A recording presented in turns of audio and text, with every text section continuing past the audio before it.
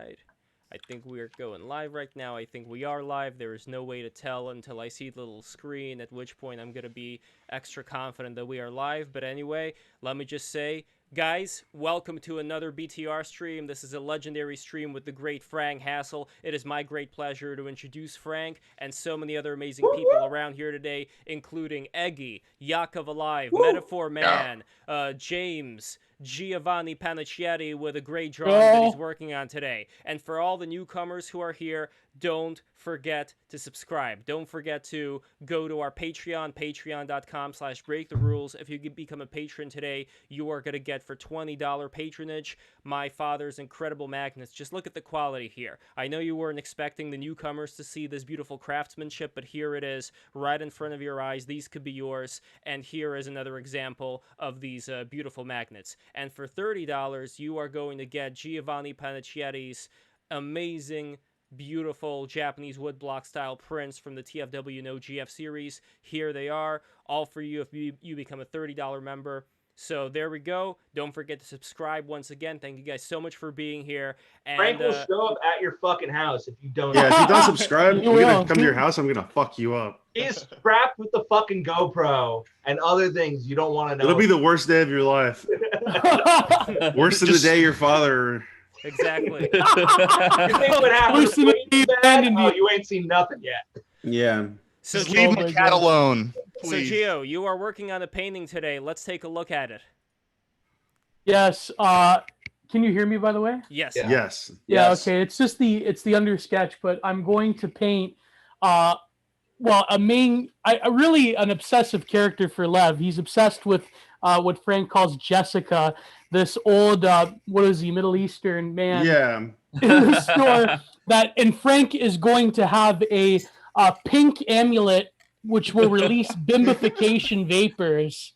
Dr. Don Warrior is going to bimbify Jessica. That's right. And he's going, if you can see, there's a little ooh-woo mask over there. That's very funny. So I probably won't complete it all today, but I will complete it by... Cool. Yeah. So I guess we should start with just a general... Well, everyone knows who Frank Hassel is, but maybe we should start with... first of all, thank you for your service. Hello. You are a veteran. Thank you for your service. I can't. I have to get headphones right now. I can't. I can just only see you 07ing me. No, we have John pellets. So. Oh boy. Well, yesterday was Veterans Day, so unfortunately we couldn't have it yesterday. But this is a belated Veterans Day episode to honor, the great veteran in front of us. One thing I wanted to ask before we start is because as everybody knows, I'm really obsessed with Jessica.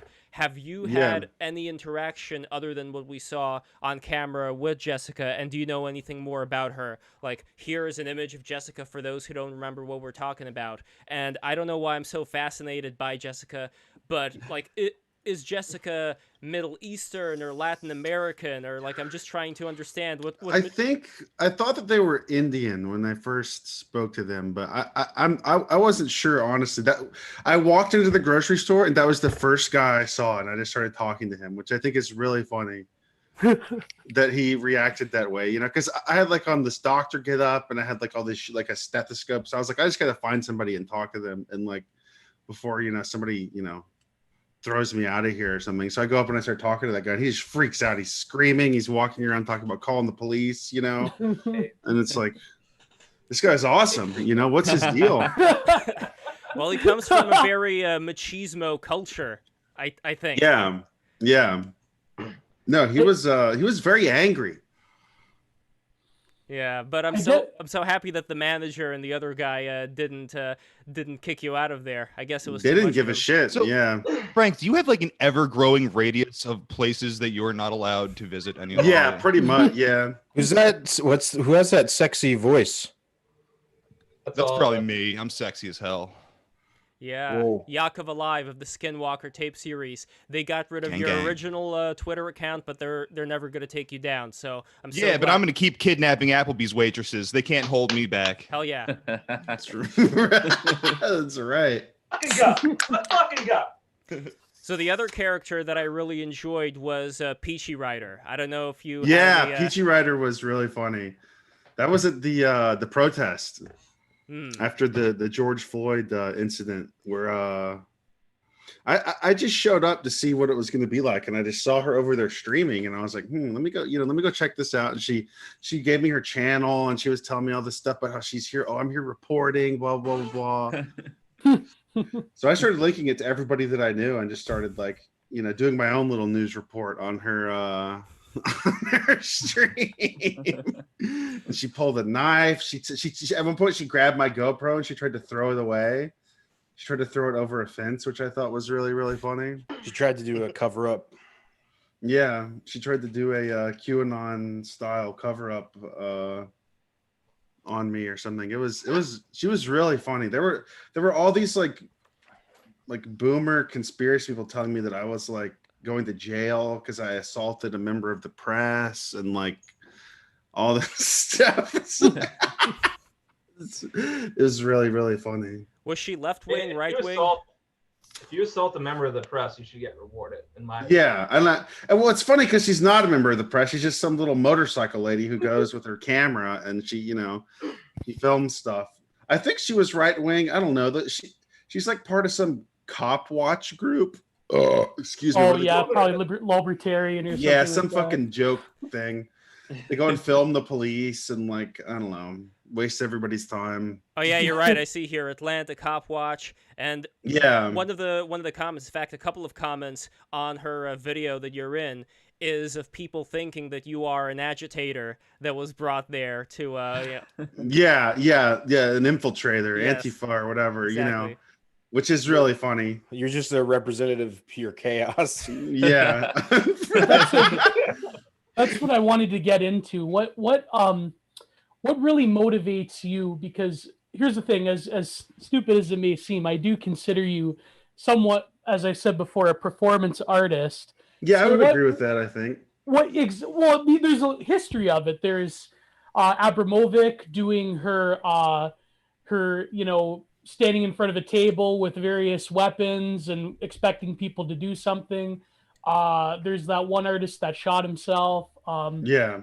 And so there's Orlan who like experiments with plastic surgery. So Who's the guy who the French guy who jumped from the tree in like the 30s or the 40s? Do you know what I'm talking about? Yeah, that was oh, I know who you're talking about. Yeah, I know.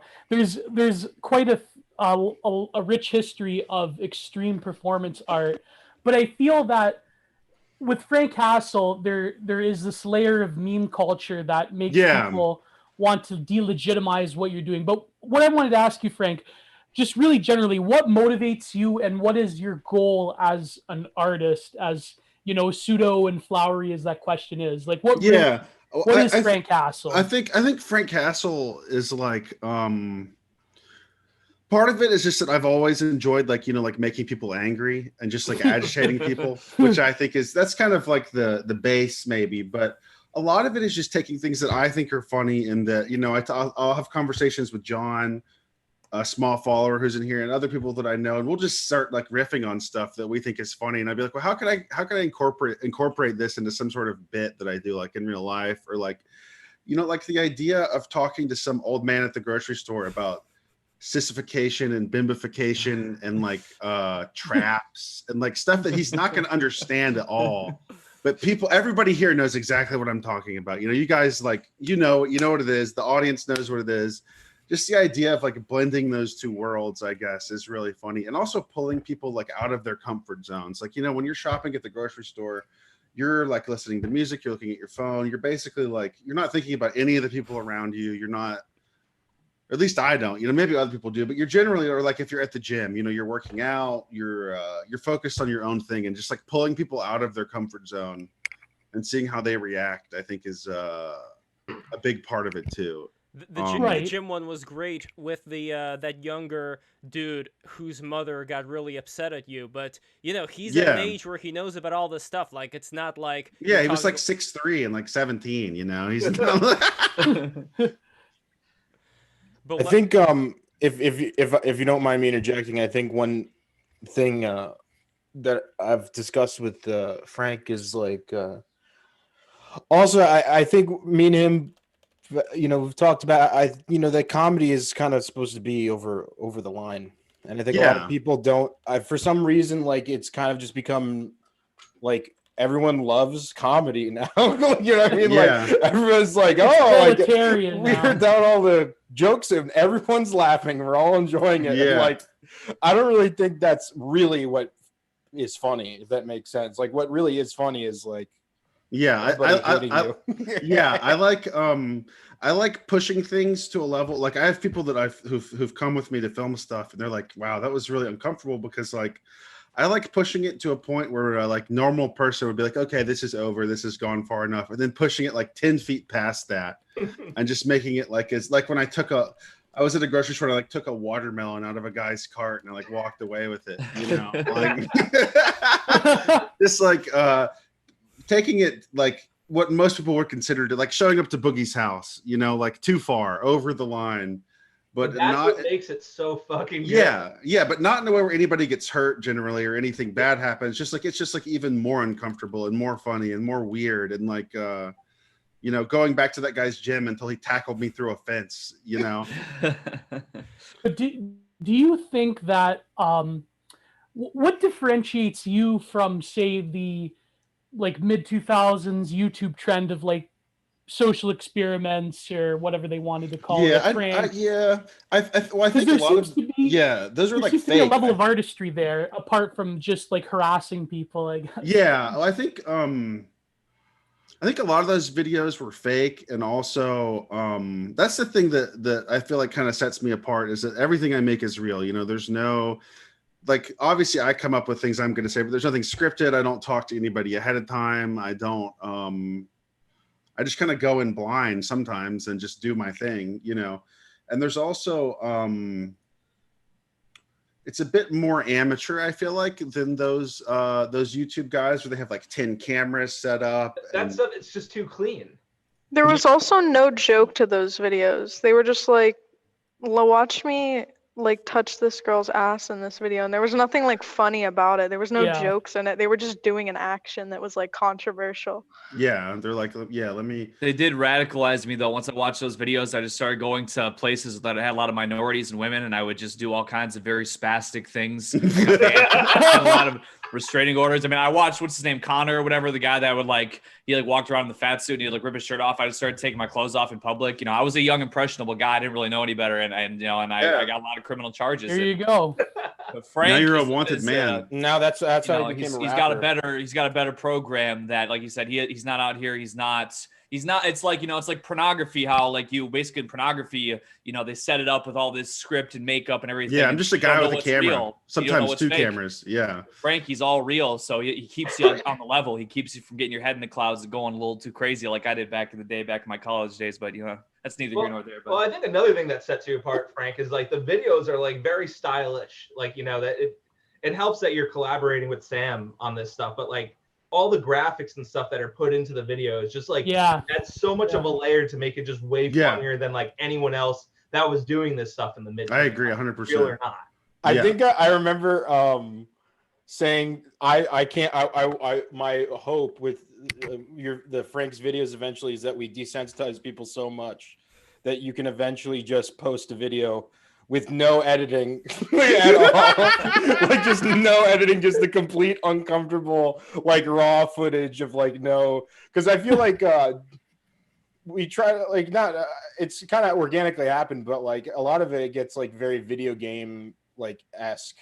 And I think that kind of like takes away a lot of the like intensity that's like way too intense. Yeah, but I think it would make people uncomfortable sometimes, like some of the situations get like very it's like you could cut the tension with a knife to the point where people are just like, I want to turn this off, like I don't want to, you know. But I think that's what really makes the piece is this dramatic tension that is in a lot of your skits. I mean, I said on Twitter to you once, I said it's almost like within the shortest amount of time you're inflicting psychic violence upon people, and disrupting their normalcy. It's really quite something else to see. So often it's based like as your bit is like a microcosm of the macrocosm of the world, that it's always like this clash of ideologies or a clash of generations or two people who are just not speaking on the same wavelength at all. They just don't understand. It's like I'm talking to somebody's dad and they don't know what the fuck to do. You know, they're just like.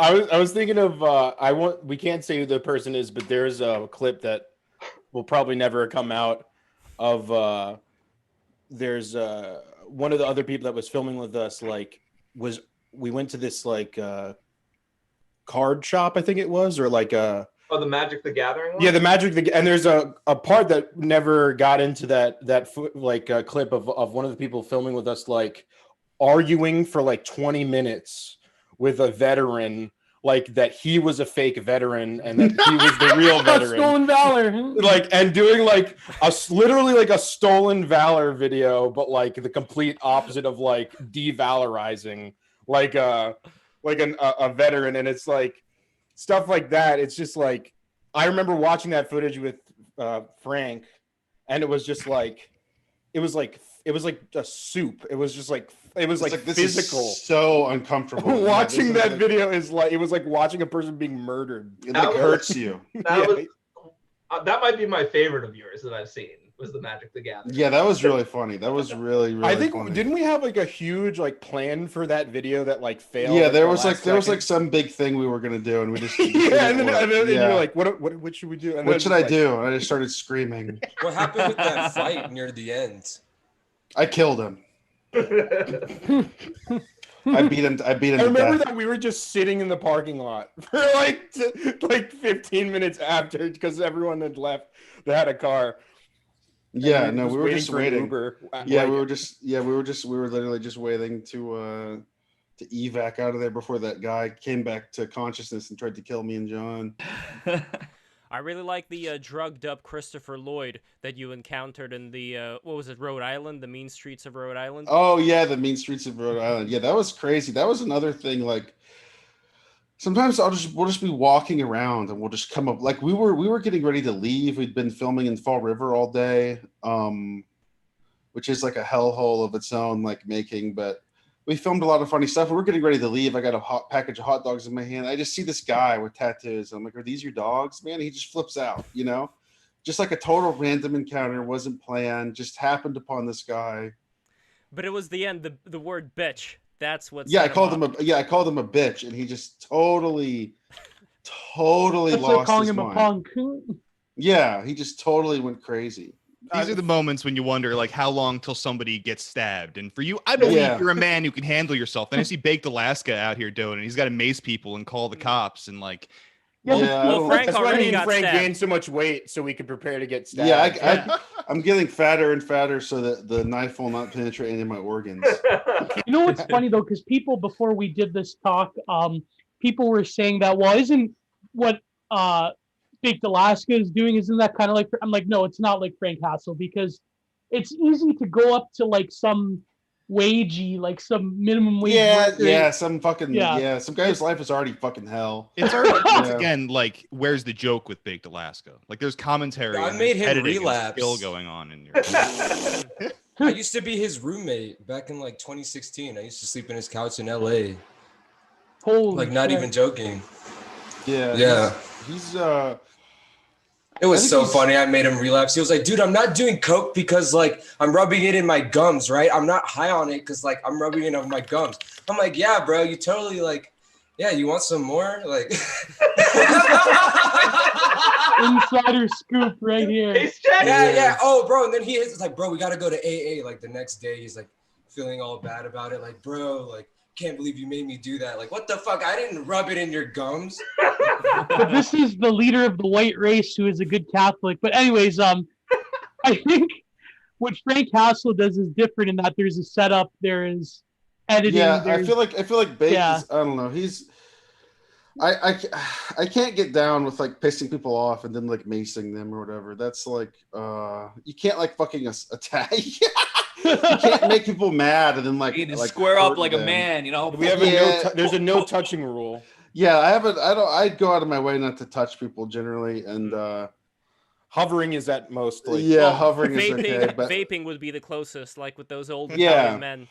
yeah, but like macing people that's a little. You can't like agitate people and then like do that. You know, like Yeah. you just have to either Like you're leave really just being or- an asshole at that point. Like crime is funny, but it's not comedy, I guess. Yeah, it's like if I started like fighting people, like I pissed them off and then I punched them or something. You know, I think But that's the thing. I think that with there's clearly you're trying to do something. There is a narrative that you're creating while you're doing it. It's not just going up and insulting someone. There's Yeah. different sort of subplots that are going on. yeah, we're trying to destroy their Yeah. soul. We're not trying to. yeah, Exactly. Yeah, exactly. Like even just the slightest like staying within character, like the baby one is really another going up to some and the fact that she accused you of being like some white. I remember Yeah. showing people that video like a year in advance before it came out, and every single person like lost respect for me for Yeah. just like showing them that video. We showed that to Sam's mom and she started crying. What I loved about that Like- video is that husband. He appeared to be like kind of like a pussy in the beginning, not really doing anything, but he was charging up his energy, and eventually he went on the He opposite. started he- choking me, Yeah, he tried to kill John. and I was Yeah. saved by Frank Castle. So I saved John and also the $2,000 camera that John was carrying. Who edits your videos, by the way, Frank? John does. Max Beta, parkour dude. Who's also a very funny individual. New Works on Twitter. He's very cool. Gino, my buddy Gino, Brain Hell Online on Twitter. Those are the main four guys, and I think they add like a ton to the content that makes it more palatable. I think to just regular people, and it adds like funny jokes and stuff like that. I think they're an integral part of the Frank Hassel crew and brand and all that stuff.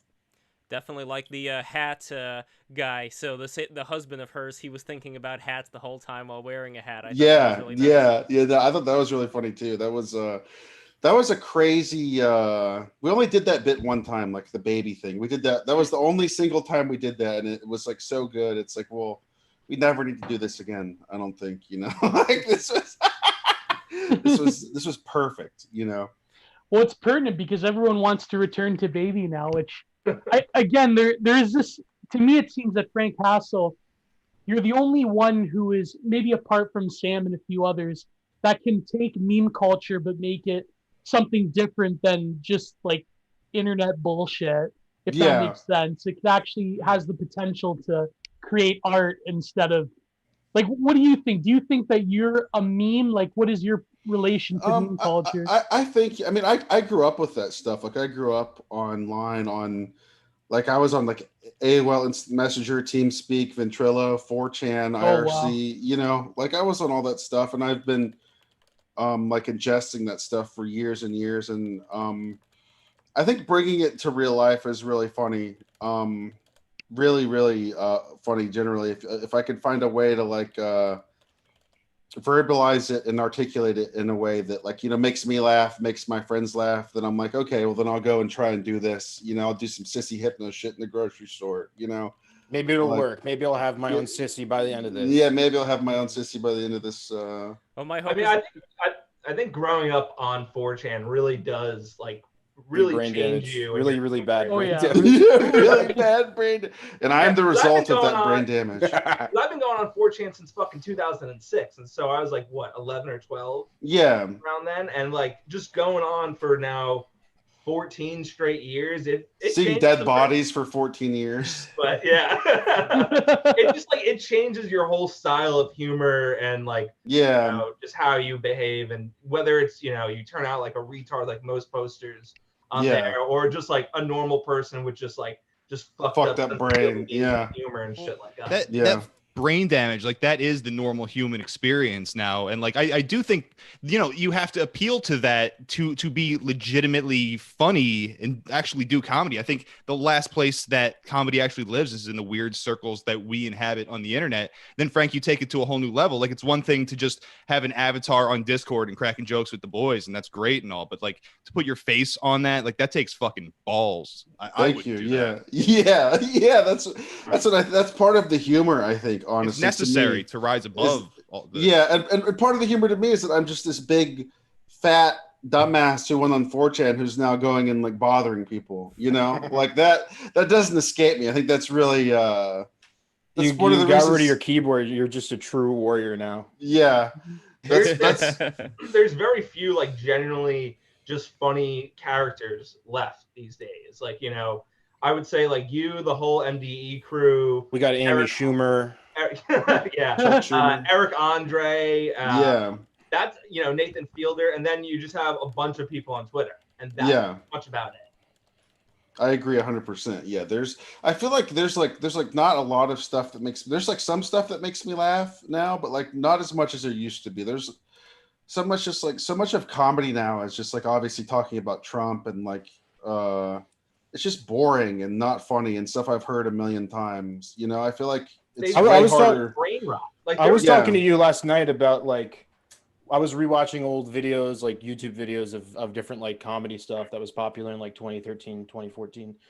And none of it like works for me at all. And I never even like, I started to notice how much like what goes for like what is like considered comedy now is just like one-to-one irony of people just like saying like the opposite of what they think is like correct. Like, you know, like, and there's like just no joke other than just like it just being this like direct ridicule. And even people like on 4chan and on the right are just like doing this now. And it's like everyone just became a version of like Stephen Colbert. It gets even worse though. The culture is where that's at right now. It seems like that.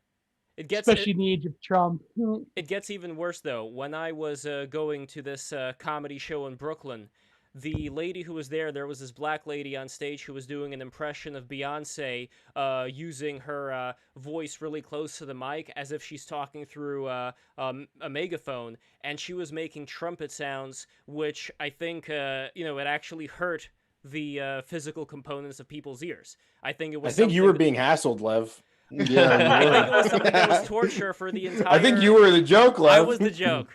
Oh, God. You were getting stung by the Bayhives. Yeah.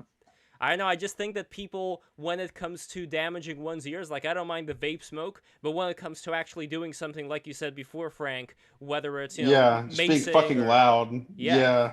Because at a certain point, vibrations get so high that people's ears do get damaged. You're not really going to get that with a bit of vape smoke. So vape smoke is really funny to me, I think. Yeah, that's... You just got to damage people mentally. That's exactly. All. Yeah, psychic damage and mental attacks. Well, actually, a lot of people that Frank has hassled, they've like lost their vision and just because they're so tormented mentally.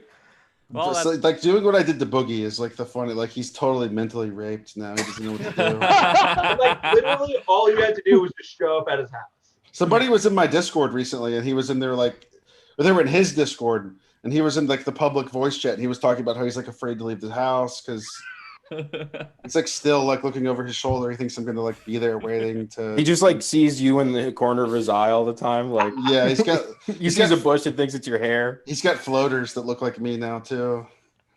Visual snow, Frank Castle, visual snow. Wait, did he get in any legal trouble from shooting his gun out? Because what if he hit something? That's I don't think anything has happened yet, but my lawyer said it could take up to 6 months for things to come to fruition. So I don't know what you're allowed to say, Frank, but people I'm talking to who are very, very well-respected lawyers, I'm sure, fucking assholes in Discord, they seem to think that Boogie would have been well within his rights to just kill you dead right there. And now the thing is, I don't know if that's true or not. No. That's why it's funny though. That's because you stood in the face of that. I think he could have just clapped her ass right there and got away with it. No way. No way. You just because of all the bullshit online that's like it's like but you can't just kill bullshit talk, and then you can just be like, hey, look at the stuff online. This guy was hassling me for blah blah blah, death threats, blah blah blah. I felt in danger. I don't think you can just kill somebody for showing up to your door. Though I would have had to like made a move at him or like sure, like physically like assaulted him. I don't think he legally he could have just killed me for like standing in his doorway, which is kind of that was intentional. You know, I never made any move yeah. towards him. I just stood there and flipped him off. And it's like, okay, what are you gonna do? Kill me for flipping you off and calling you a fat piece of shit or whatever? You know? Could have been like. I guess you're right. Now that you said There was one time this guy was gonna shoot me, and he like asked me to like. He wanted me to like hold a gun. He's like, "Oh, check out my gun. Just get your fingerprints all over at once or whatever." So then he could like say that I tried to like struggle for the gun or whatever, and they had to shoot me. But I was a little bit wise to it. But so if Boogie was really, if he was really about catching those bodies, you know, maybe he could have like tried to pull some type of like 5D chest like that. But he did do that. He was, you know, he was calling me a pussy when I was walking away. He wanted to kill me. I think he wanted me to do something so that he could shoot me real bad, because that would be like the embodiment of him, like, I killed my haters, you know. I think a lot of people the only time he would have real power in life would be to kill one of his. He had his one chance and he didn't take it. Hey, I would have started watching him again. Yeah, that'd be crazy. Start watching him. If I got killed by Boogie, I would just end my shit. I'm confused on. You would just like choose to die before the bullets took you away. Yeah. I would ask the cop to finish me. He could have started a very promising rap career. I'm confused on like what he thought you were gonna do though. Like, what were you gonna like unmolest him or something, and he couldn't complain about it anymore? I don't. He's saying he's on like Twitter and like everywhere saying that I was gonna rape him, that I'm a white supremacist. Yeah, but that wouldn't really be rape. I mean, I think he was begging for it, so it wouldn't have been rape if he liked it. Yeah, I don't know.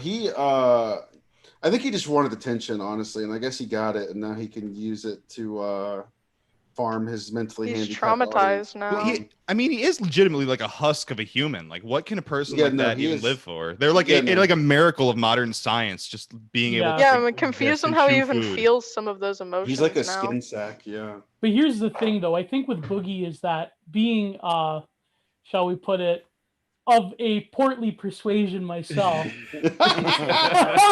By the way, holy fuck, I just realized how much of a Francis Bacon painting it looks like. So anyways, being of that persuasion myself, I think the difference being is that Boogie, he really loves to not just play the victim, it goes beyond that. It's a total psychological validation to seek this sort of groveling patheticness that in the interview, the kill stream, I think, Frank, you really hit home about how he not just utilizes the his position in life, but he almost, in a way, it's like this almost fetish for him to be like, I'm weak. You can do whatever you want with me. Then it's mask off. When you actually confront him, it's mask off.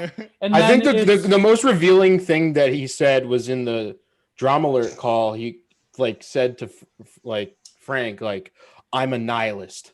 I don't care if I have to die and kill. Oh, that was so like it's so crazy. It's like that's like really who he is. He really is like almost like demonic, like just trying to literally use like any fucking piece of his life to like to control people and like use this like twisted, perverted like logic to just like but his life sucks. Like he's fat, like he has millions of dollars. Yeah, he has millions of. He does have a lot of. Yeah, money. but there's so many millionaire losers. Like that doesn't make you happy. I'll be honest. If I have to choose between like wage cucking for the rest of my life or being Boogie, I don't know. I really don't know. I would do the wage cucking. Yeah, Boogie's life is hell, man. There's way more options than that. Like, his legs are like the color of football. Two options: being fat and rich, or being a wage cuck. That's it. No, but John, to your point though, here. I think it's good. Guys, the reason we're talking about Boogie is because, like, there was this one video that Frank had called Mental Hell Online, and it seems that a lot of people nowadays were so detached from sort of an original position of nature that we do live in this sort of frameworks of mental hell. And for someone like Frank to go and just poke the bear just a little bit to, like, take the needle from one place and move it right along, just to me, it's fascinating how easy it is, especially when you're someone like Boogie and you're in that position of being one of the original E-celebrities, just to take that needle just a little bit off and see what happens. I think, to me, that's like really fascinating. I don't know if you guys know what I mean, but if I'm just being a suit or whatever. No, I think I know what you mean, and I generally agree. I thought it was the whole thing. I thought was really interesting and really funny, just to watch him like attempt to navigate this situation, and coming from the perspective of whatever he is, which is like some guy who like only uses Twitter to tweet his own shit. He doesn't know anything about the internet really, even though he's been on it for 10 years, and he's like a failing, internet celebrity getting blown the fuck out by just some guy he doesn't know or understand, or he's just fucking confused trying to figure out what's going on. Well, that's how sad this is. Like there is a side of Boogie that absolutely knows that he benefits from that interaction. Oh yeah, 100%. What else is he going to talk about? Yeah. No, he can. I think what he wanted was to be able to whine about this forever, so that he can ask people for money. He can beg his audience. He can, the guy, I need money for trauma therapy after that guy came to my house. Well, that's like his whole thing. It's like every situation is. I think somebody said it earlier. Every situation is a chance to manipulate people, to gain sympathy. That's like his whole thing. And Well, you are the opposite energy. You are the Chad King. That's right. Close to the Virgin Boogie. By the way, we have the lovely Afina Hayat back with us here, wearing a beautiful beret and tie. You look kind of like a Sovietsky pioneer. You know what I mean? The Soviet pioneers. That outfit that they wore back in the day. Thank you. Hi, everyone. Thank you for having me on again. Hello. And by the way, everybody, subscribe right fucking now to Afina. I know you guys are here for Frank Hassel, but believe me, we have an amazing show. We had Eggy on before, a whole sewing discourse about him. We had Tony Hinchcliffe. We had, I don't know, who else do we have, Gio? We had Dennis McKenna, Zero HP Lovecraft, you name it. Who else do we have? We had quite a few guests. Good Serpent Mound. Shout out to Serpent Mound. Yeah. Serpent Mound. Serpent Mound. He's an outdoorsman, bodybuilder. I like what he does. He's a solid guy. I'd like to shout out Frank Hassel. When is the Contbot episode? Is that? Oh God! Oh Jesus! We did have Logo Daedalus on. Kayfabe. Logo was one of our first guests that we had on for Sewing Discourse, but Contbot blocked me, and I don't know if that's gonna be. Yeah, he blocked me too. Yeah, unfortunately. What are you gonna do? I mean, Why did he block you, Frank? Adderall. Yeah. Somebody posted a tweet about him, and I didn't even know what it was about. I didn't know what was going on. It was like a DM conversation where he sent them like 30 messages that they didn't respond to, and I just posted a picture of an Adderall pill. And next time I checked, he had blocked me. So I started DMing people that went on his podcast and saying he was a pedophile. Oh my God. And so now I don't think he's ever going to talk to me again, probably. Probably not. And I think he unfollowed John. He blocked Paul Town. He unfollowed me. I mean, I shouldn't say this, but I don't know. I won't. I won't go down this road. Buff in the chat says that Ethan Klein would have droned Frank. Oh, there you go. I would love to meet Ethan. Oh, next one. That's gotta be the next one.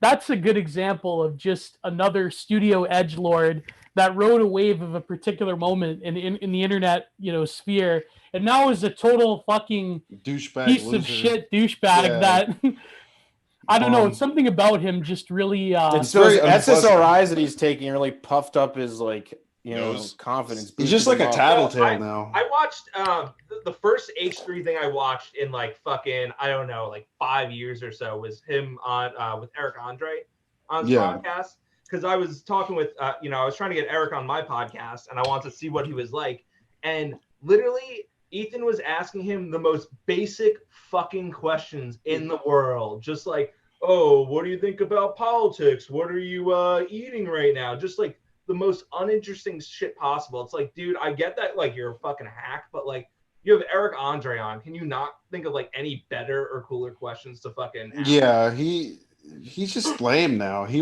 I think he used to at least be creative, and that Vape Nation video was, I guess it was funny in its time, Yeah. It's probably not funny now, but yeah, I thought his videos were funny back 5 years ago, whenever. Yeah, and now he's just like a tattletale. He just is a lame tattletale. He's on his way to constant victimhood as well. Yeah, he's gonna be Boogie.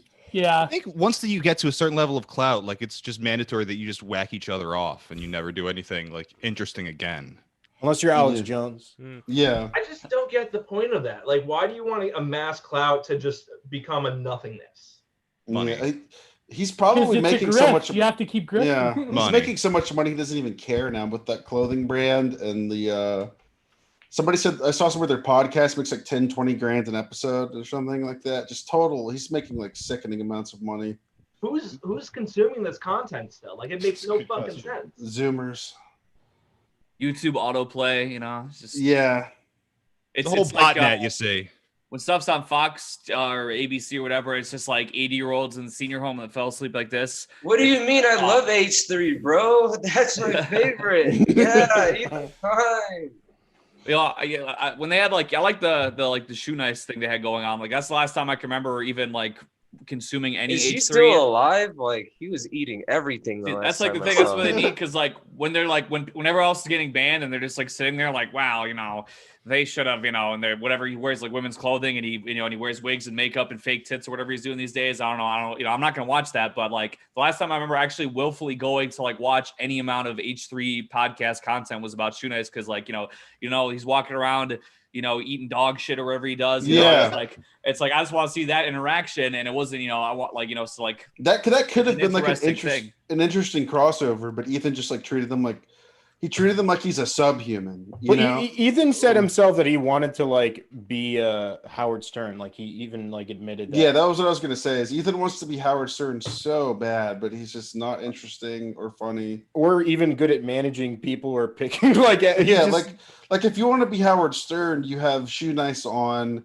and you let Shoe Nice do his Shoe Nice thing, and you know, maybe you police his language a little bit so he's not, you know, saying things that are going to get you in trouble with your sponsors or whatever. But you have Shoe Nice on, you let Shoe Nice eat a stick of deodorant, you let Shoe Nice slam a bottle of vodka. You don't have him on. Like Ethan, he had Shoe Nice on and he treated him like a subhuman, like he was a fucking freak. And he basically like said to him, like, you know, you're a freak. You know, he didn't let Shoe Nice be Shoe Nice. He made him into just like a total loser for everybody to laugh at. Like Howard Stern has like literal like people with Down syndrome who he treats better than like Ethan treated Shoe Nice. Like Beetlejuice and like all these people. And like the point of Howard Stern stuff is like it's not purely just ridiculing like retarded people, if that makes sense. Yeah. It's just like you're like actually like people actually love Beetlejuice even though he hasn't been on the like Howard Stern show for like. Yeah, but he's like a character now. He's like a person people know, you know. I've never heard like anyone say like a negative thing about Beetlejuice. No one's ever like, ha, he's so fucking retarded, point and laugh. Like everyone just thinks he's fucking cool. Well, I do think that is part of it. I mean, there's a part of him that is just like him being completely retarded. But that's like what Ethan did to Shoe Nice. He's like, haha, he's so retarded, everybody laugh at him, you know? And it's like if you just let him be Shoe Nice. This is why Chris Chan's not funny anymore, because everybody wanted to jump in. When you let Chris Chan be Chris Chan, it's the most interesting thing in the world. But then when you start trolling him, you actually do turn him into a tranny, and all hell. You have Shoe Nice come on your show, and like I said, eat a stick of deodorant, eat a box of chalk, eat a bag of poop. You know, it's funny, it's entertaining. Shoe Nice does his thing, but he's still alive, right? Or he's he's still alive. He's thriving, in fact. Yeah, I'm just guessing. They're using him to like figure out a solution to the coronavirus. Last time I tuned into one of Shoe Nice's streams, he was in the Starbucks bathroom, like huffing butane out of a lighter or something. I think Shoe Nice is really another illustration of the victim of the cycles of the internet, because as soon as his shtick got old, then he sort of had to. Like, he how really long can just you fell eat from poop, grace. You know, yeah. I feel like the eating weird things bit has a very short lifespan. I think it's infinite. I think he can just like literally eat poop every single day, and like Terry Davis died. Terry Davis died, and we still have Shoe Nice. I'd trade backs, please. Oh yeah. Yeah. We lost King Von. Yeah, King Von. Hold up, we lost King Von. We still have Shoe Nice. We lost Mo 3. Mo 3 got shot yesterday, man. That was heavy for the Third Coast, man. Yo, rest in peace, Mo 3. Most definitely, Rest in peace. Oh, yeah. I have a sip for him. I would like to watch Shoe Nice eat stuff. again. I want to watch Shoe Nice eat a dead body. I think. Well, you know who? You should Badlands start Twitch Chugs and streaming. Shoe Yeah, Nice. Badlands Chugs. They actually had a back and forth. Like Badlands did a couple things. Like, oh, Shoe Nice did this. Check out Shoe Nice. Like, if they had if Ethan Klein could stop wearing women's clothing and fake tits and makeup, whatever he's doing right now, just take that off for one day, let the eyebrows grow back in, and have Badlands Chugs and Shoe Nice come in and eat chicken nuggets together or something like that. I mean, I bet that would be the best episode he's had in I don't even know how many years. Yeah, it would be entertaining. He feels like he's better than those kind of people though. He feels like they're beneath him, which is lame because even if socially they are beneath him, if you're gonna have them on your show, you can't treat them like they're freaks dancing for your amusement, Like Howard Stern whack pack type of mindset. Yeah. Yeah. Oh, Frank, we have a comment from a slave trade. Ask Frank about JMAA. And also, I just want to say for the record, if you want more comments to come in here for us to address them, don't forget to wet our beak by going to the Streamlabs link in the description. I'm going to put it in the chat as well. Send us some money, and your shit's going to come onto the screen. Anyway, Frank, what is JMAA? I have no comment on JMAA. He's this guy who's got I think he makes videos. He's got a Kiwi Farms thread. I think he ate his own shit or something, and he's messaged me on Twitter. He's not a bad guy. People should just leave him alone, in my opinion. By the way, do you have any idea who Nokia Z Loga is? They are in the waiting room. I have no idea who this is. Nokia Z Loga. I do not know who that is. Okay. Delete them. I'm gonna get to the bottom of this. Anyway, what about Tim and Eric? Because I see that Tim and Eric, I know it influenced Sam Hyde. Has it influenced you in any way? Yeah, I think the stuff that they used to make has influenced me. It's sad to see Tim turn into what he is now, which is an Ethan Klein, tattletale baby loser. There are very few people I hate more than Tim. Yeah, the underhandedness of it. I hate Tim with every core of my being.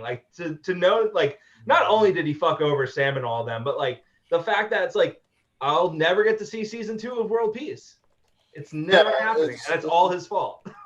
It's just, I don't know. It's hard for me to enjoy stuff knowing what a loser that guy is. And it's unfortunate that it seems like the more popular people become and the more, I don't know what the word is, but they just become lamer and lamer. Like Ethan Klein, like we were saying, the more popular you get, the more he just starts, he's getting other people canceled. He's going after people. He's the moral police, which is just lame. I have no desire to ever do that. As much as I once loved Tim and Eric, it hasn't aged well. And a lot of that is because they never got around to having a punchline. They'll have shocking shit. And when it was good, it was really good. But then half the time you're watching, it's what's even supposed to be funny? They're two guys sucking on each other's nipples or something. No, that was. I know I'm cutting you off. I think that would be the. I know I'm cutting you guys off, but I would like to correct the record a little bit because I've talked to Sam about his influences personally, and he's not. I don't think Sam's really influenced as much as people think by Tim and Eric. There's a mutual influence on both Tim and Eric and Sam through TV Carnage and another guy named TV Sheriff. And and TV Sheriff actually did the introduction to the Tim and Eric show. The introduction when you watch Tim and Eric show is done by the TV Sheriff, and he does a YouTube thing that's extremely unpopular but really well done called Info Channel. He did Info Channel? Yes. That's pretty good. And that guy, TV Sheriff, and TV Carnage and a few other people, they kind of made that. There's one other. I can't remember the name off the top of my head, but there was another fake TV channel that actually aired in RISD, and the guys who did that ended up making After Effects. But that's really the mutual influence on both Sam and Tim and Eric. It's really not that much Tim and Eric. I mean, I know that Sam is is aware, has watched a lot of that stuff, but I think Sam even did edit things for TV Carnage, which was around the sort of the same time, 2009, 2008, when the Tim and Eric Awesome Show Great Job was still airing on its second season, and TV Carnage came before. Well, whether it's intentional or not, I do notice that the content. Love, by the way, here's the bimbo gas. Here's the. Oh hell yeah! Look at that. That's awesome. Okay, well, I think really the only similarity between Sam's stuff and then Tim and Eric's stuff is they're just kind of weird humor that came around at the same time. I don't really see like the influence that people say for it. It's kind of the same thing when people say Ethan was influenced by Sam. Like, well, Ethan directly ripped off Sam, but Sam was doing a Francis E. Deck bit because Francis E. Deck was right about everything about the communist gangster computer god. But yeah, Ethan Klein directly ripped off Sam Hyde. Just well, yeah, it was the Mind Equals Blown video. Yeah, where Ethan did a direct one-to-one like basically cover of the Mind Equals Blown video, and didn't credit him till months later. Yeah, and I think he ended up taking the video down as well. I think. Yeah, no, it's still up, but it just says credit to Sam Hyde's Mind Equals Blown in the description now. I think Ethan Klein has just directly said that he's influenced by Sam on his podcast, which is really funny too. Well, I don't remember seeing that video, but the only reason I say that is just because like Ethan's stuff is so bad that it's hard for me to like see any connection between him and Sam. Oh, it's VodCorp. Holy shit. Oh. That's awesome. Greetings, VodCorp. The only similarity that I would say between Tim and Eric that I noticed with your stuff, Frank, is Tim and Eric, they used a lot of old men. They used a lot of like these middle-aged dads that never really got that much recognition, and you do a similar thing. Yeah, middle-aged dads are a great demographic. Agitate people. Oh God, VodCorp. We're being ear raped. but I would say men are like a beautiful canvas for frustration and harm. Yeah, they are. Yeah, no, they're like football dads who like to sit back and watch the big game or whatever. They like they're just ready to pop off and kill somebody at any moment, which is because it's such a natural environment if you think about it. Throughout all the ages, most of these people, they went to war, they killed people with fucking swords, and now they're just sitting there, consuming entertainment. Something's not right. Being cucked by Frank Hassel. Exactly. Yeah, that's right. I would say you're talking about influence. My biggest influence is probably Longmont Potion Castle, like along with Sam, obviously, but Longmont Potion Castle is the person that has influenced me the most by like a large margin, I would say, in terms of my style of comedy and like the way that I deliver my lines and stuff when I'm out like pissing people off. I don't know if you guys have. I know a lot of you probably have heard Longmont Potion Castle, but that's probably my biggest influence. I would say. Potion Castle. Yeah, Longmont Potion Castle. They're it's prank calls. Okay. And with a twist. Yeah, with a twist. He uses like it's really good, really good. He has like a whole like he uses like guitar effects pedals to like modulate his voice and do like all this crazy like stuff, and it's really funny, really hilarious, and it's stuff that's like it's a style of comedy that I don't think like anyone else does. Yeah, I would agree. And he's got albums and everything, if I recall. Like he went to actual punk labels and like recorded like whole like I think he's got like 30 albums or something like that. Yeah, no, he's got a ton of albums. He's got like with musical interludes that he records himself, and he's like a musician. It's all very interesting, and I wish it was a little bit more mainstream. I guess he was going to have like an Adult Swim show, but they wanted to like script everything, and that's not how he works. Blah blah blah blah. But yeah, he's very very funny and a huge influence on me. And some of that stuff comes out with the editing, and I guess we should credit small follower John over here for the editing. But it seems that even the ideas that you play with about like, like with drop your dogs, bro. It's like activation word, bitch. And yeah, it's like, MK Ultra activation kill phrase. Yeah, it seems that like this idea that we're constantly being psyoped and we're constantly at the forces of impersonal mind control. I'd say with Frank's stuff, the person who set the tone for his videos was definitely Max Beta, and that's like kind of if you're editing something for a hassle, like that's like the thing you're placing yourself up to like match the mood and the tone and the style. Yeah, that he worked out. Yeah, he's I think one of my all-time favorite videos that I've done is at the Anytime Fitness. Yeah, that was and that was just like one of my because it was like just like 10 minutes of just terrorizing this guy, fucking like just following him around the gym and making him lose his fucking mind, which I thought was like going like barbarian mode. Yeah. He's just trying to work out, and he's like telling other people at the gym, like, this guy's fault. He's like tattling to everybody in sight, like trying to. Well, no, the barbarian mode, that was the second one. That was the CrossFit guys, and this one was just the single individual. The CrossFit guys, though, they went pretty aggro. I don't think anybody went as aggro as they did. Yeah, they were like the first time I went there, the guy like physically picked me up and removed me from the premises, which I thought was really, really funny. And then, obviously I went back and he tackled me and he choked me and he slapped me around, blah, blah, blah, blah. And now he's like DMing me on Twitter, like, can you ask people to leave my business alone? Blah, blah, blah. It's like, wait, what the fuck are they doing? Are people going to the business now and like pretending? No, they're just leaving like negative reviews on Google or whatever, which is like, whatever. You want me to ask people to stop, they'll just do it more. There's nothing I can do. I would imagine they'll just leave you alone eventually. Stop fucking whining.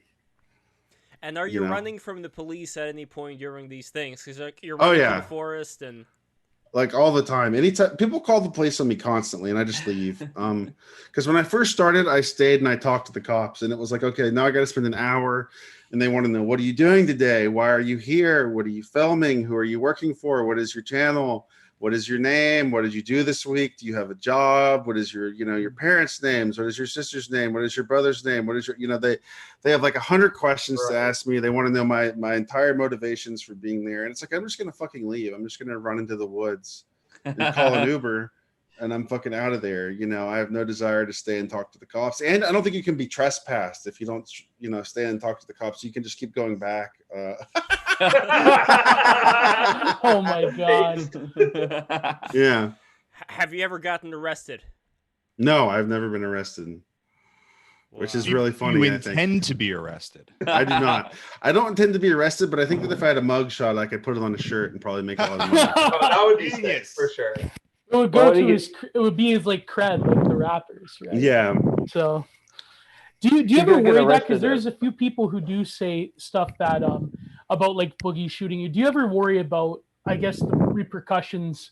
I guess you can't worry about it in the moment of doing something, but is that ever a concern? Yeah, I do worry about it, and it's one of the reasons now I try to travel around when I do stuff. Like I film stuff in Florida, I film stuff in I'm going to Rhode Island the week of Thanksgiving to film some stuff.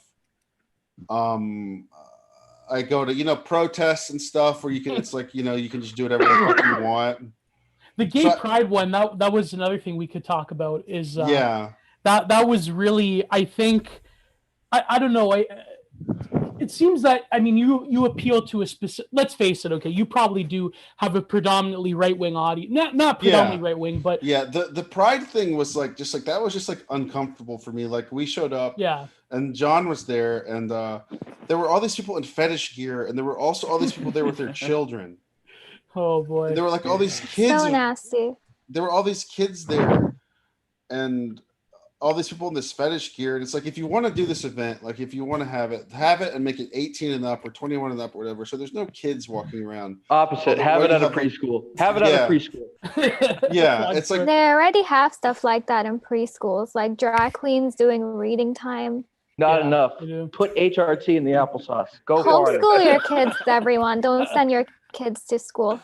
Right. Yeah, just be like a Mormon cultist and raise them at school. Yeah, just raise them at home. It's badass.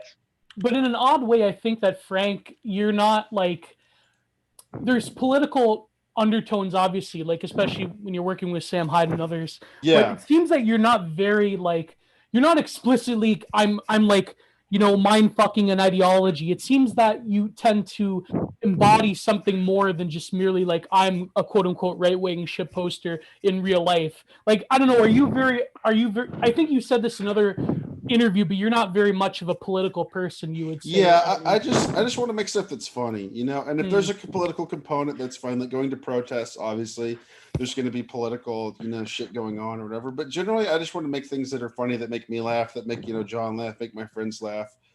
And like if I go to like a pride parade, that's going to be like a, you know, certain people are going to want to see that. And honestly, that was just like, I didn't even think that was very funny. I was just like disturbed, by that. It was just like weird and uncomfortable, and and like I said, just seeing like people with like fucking nipple apparatuses on walking with kids was just very disturbing to me and uncomfortable. I think the video we got out of that was the I don't know if that ever got released, but the lesbians attacking us. Yeah, and we get like accused of like hitting women when we were like on camera, like filming them, and we obviously never touched them. And they actually hit us. Yeah, they hit us. Yeah, they hit us. Said that we hit them, and then we got thrown out for hitting them, even though we were like filming the whole time and we didn't touch anybody, which was kind of crazy. So does all this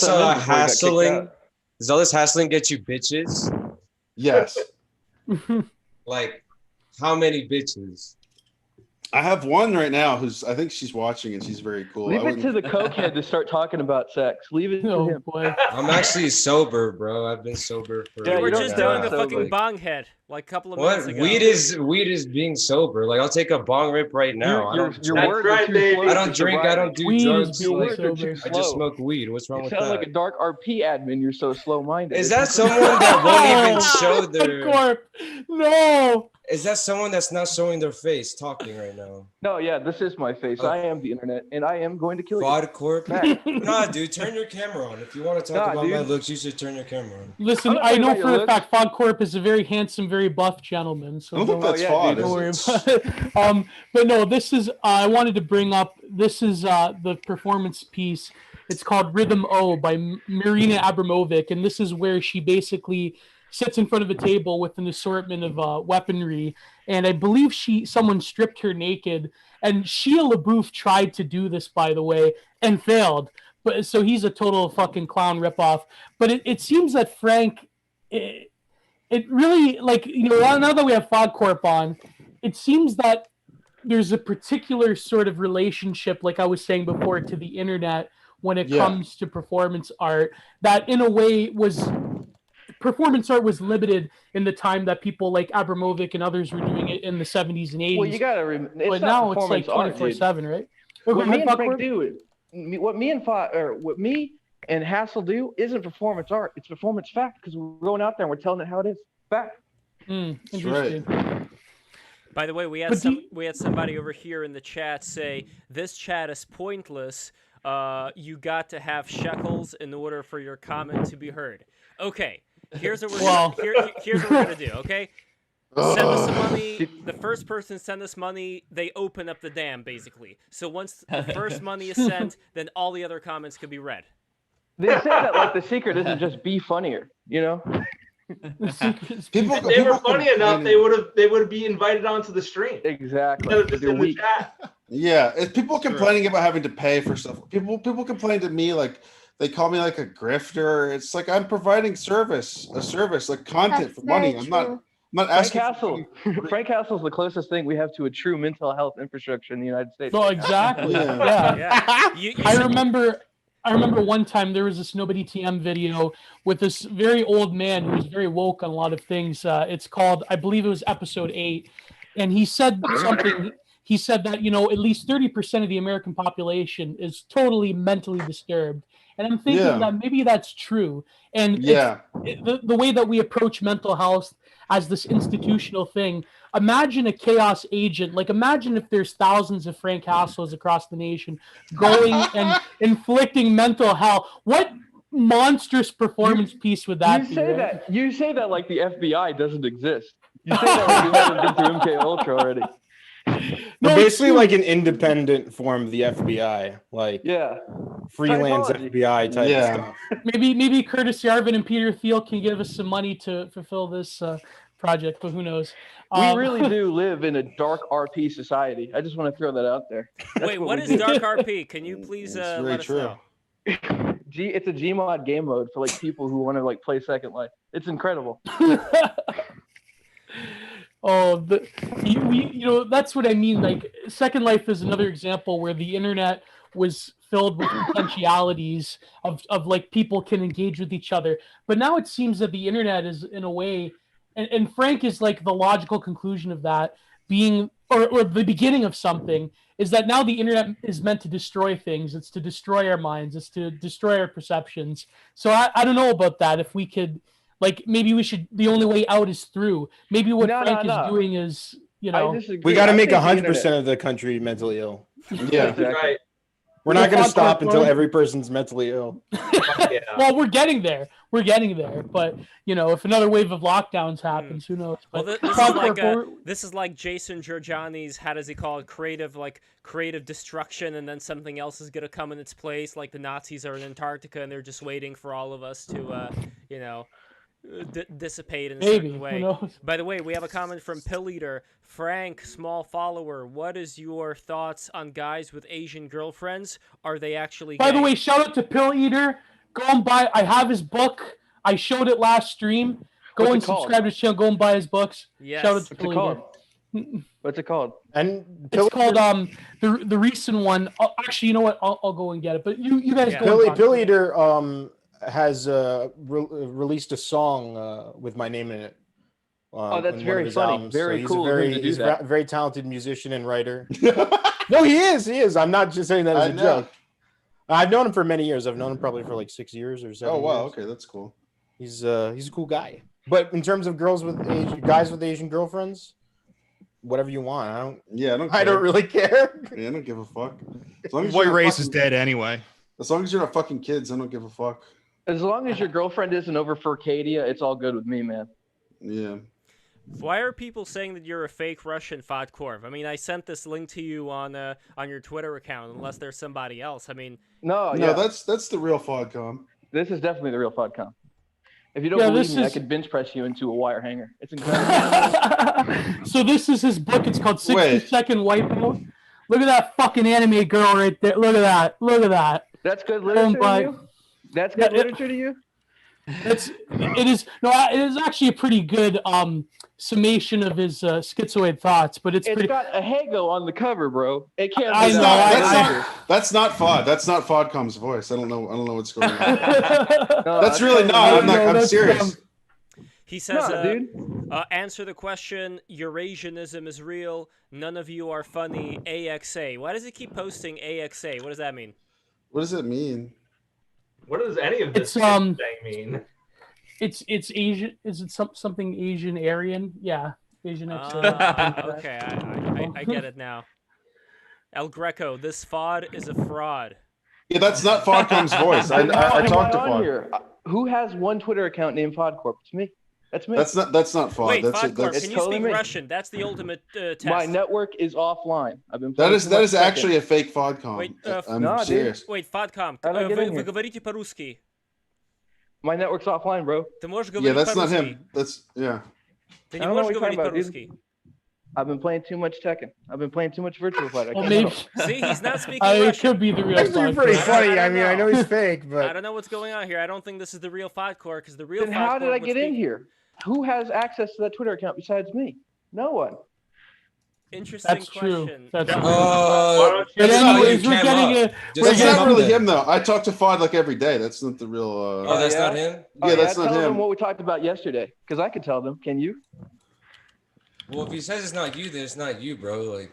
No, because it's me, and I know I'm the first priority. Well, then turn the camera on and then prove you're you. All right, dude, I'm in the dark. My camera's been on the entire time. I just live in a cave. Well, let me see. To be fair, we got Kevin Hart in the building. Hold on, Eggy. I want to hear from Eggy. We have not heard enough from Eggy. Well, he did have his camera on at one point. Remember, he was doing like fucking roundhouse. He had a ski mask on. Yeah. But still, I mean, you know, but if people knew about him, And I guess, I don't know what he lives like that, but. On the account, I said, this is the guy. I said, this is a mobile account. I said that on my PC account.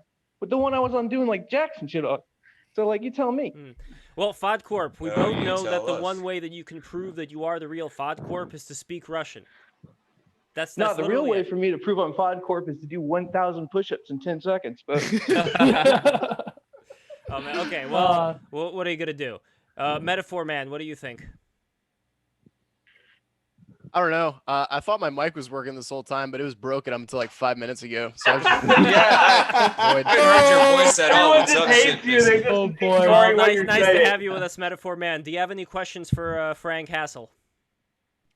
Yeah, not more of a question, but actually the first time I saw Frank was on a YouTube video that MTE posted, and it was the one where they walked around doing Christmas carols, and Yeah. yeah, it was so hilarious. They're like walking around, and then they get to the first house, and they're like thinking, "Oh, look at these nice young men about to sing all Christmas carols for us," and then they just start screaming. They're like, just like over and over. Yeah, that was funny. That was Sam was worried we were gonna get arrested, so I think we only did that like 2 or 3 times, which was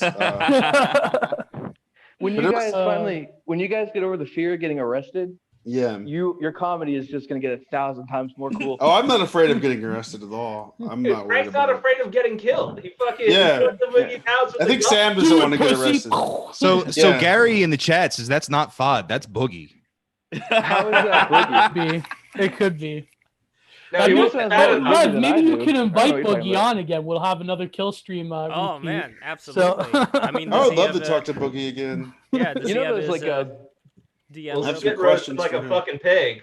Yeah, I have questions. Oh, speaking of comedy, we have we have James here, who I didn't know this, but you run the Woman Taking L's Online account. So maybe you could. I know. Listen, here's the thing. Okay, now I think you're doing a valuable service, in my opinion, but that's not because I don't hate women. But can you explain the ethos behind Women Taking L? Like, what is behind the account? Like, what is your motivating force? Right? I mean, there were like so many tweets I kept seeing, and it's just like, why do women keep admitting these things online? Why would you tell the whole world like all these things? And I would just see so many tweets like that, and I'm like, all right, I just got to make the account now. Because like it was similar with like bad film takes where it was like, oh, this hasn't been done yet. Like no one's doing it. So I'm like, I guess I'll just make it. And like since I already had bad film takes, which I started that like a couple of years ago, it was so easy to just get the ball rolling on this account. Just retweet it a few times on there, and like I don't even use bad film takes that much anymore because there's no fucking movies to be made, so there's no new takes and it's fucking boring. Yeah. Where women posting L's. No matter what's going on, women are taking L's and they're posting them online for fucking pity attention, and I'm gonna fucking just keep making fun of them.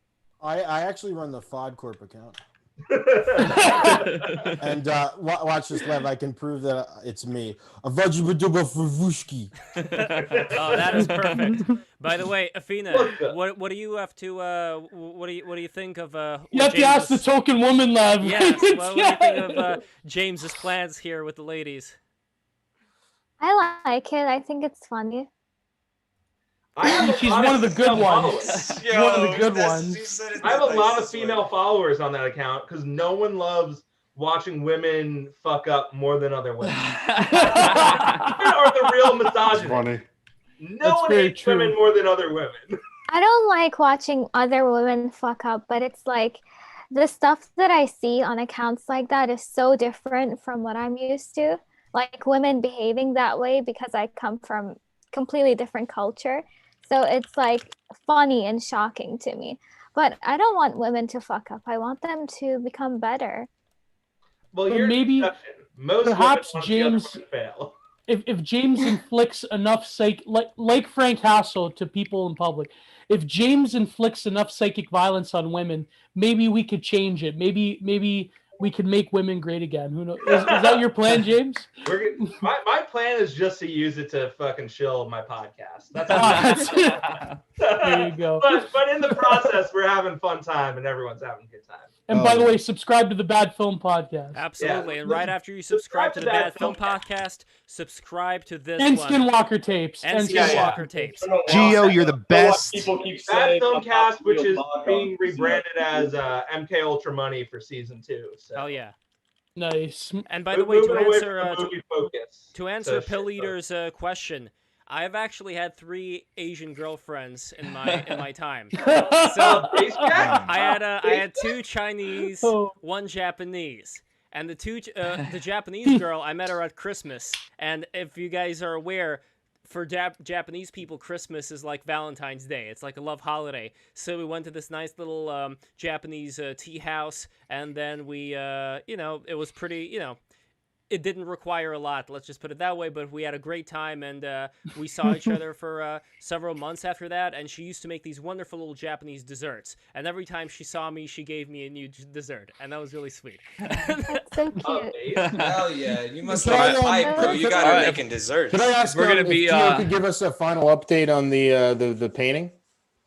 Oh yeah, yeah, let's take a I'm look at done. it. Like I'm done the. No. What I'd have to I'll have to take it out. But no, I think I'm going to do a mixed media and do like the finer details in pen. I didn't realize how much figure work is going to take me, but no, it's just the same. It's just I have to. Spectacle of time. Okay, I think personally I'm gonna sign off in a few minutes. Yeah. I don't know if I apologize if that's. Oh, and by the way, the tanks last energy. stream I did painting. This is the gondola. Oh, that's very There you cool. go. Yeah. That's so cute, Gio.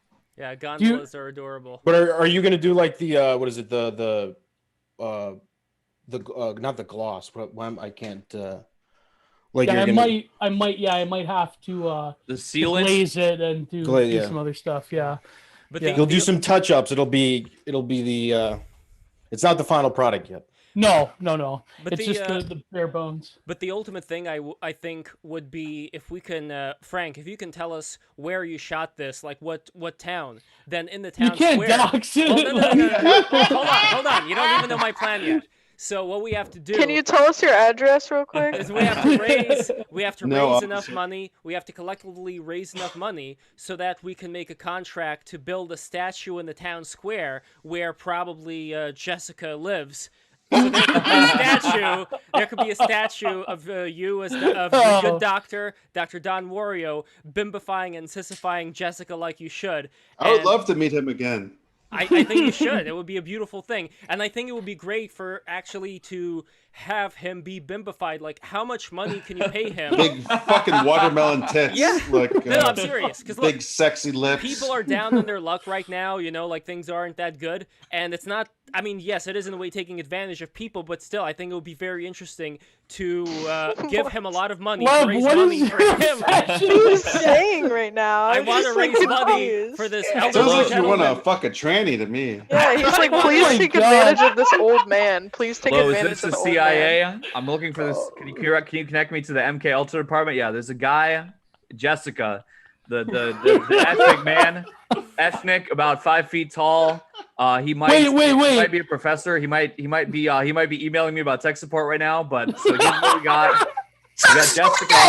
Grocery store take me for? We need just drop some waterboard, a little bit of waterboarding, a little bit of hypno. You know what? He'll open right up.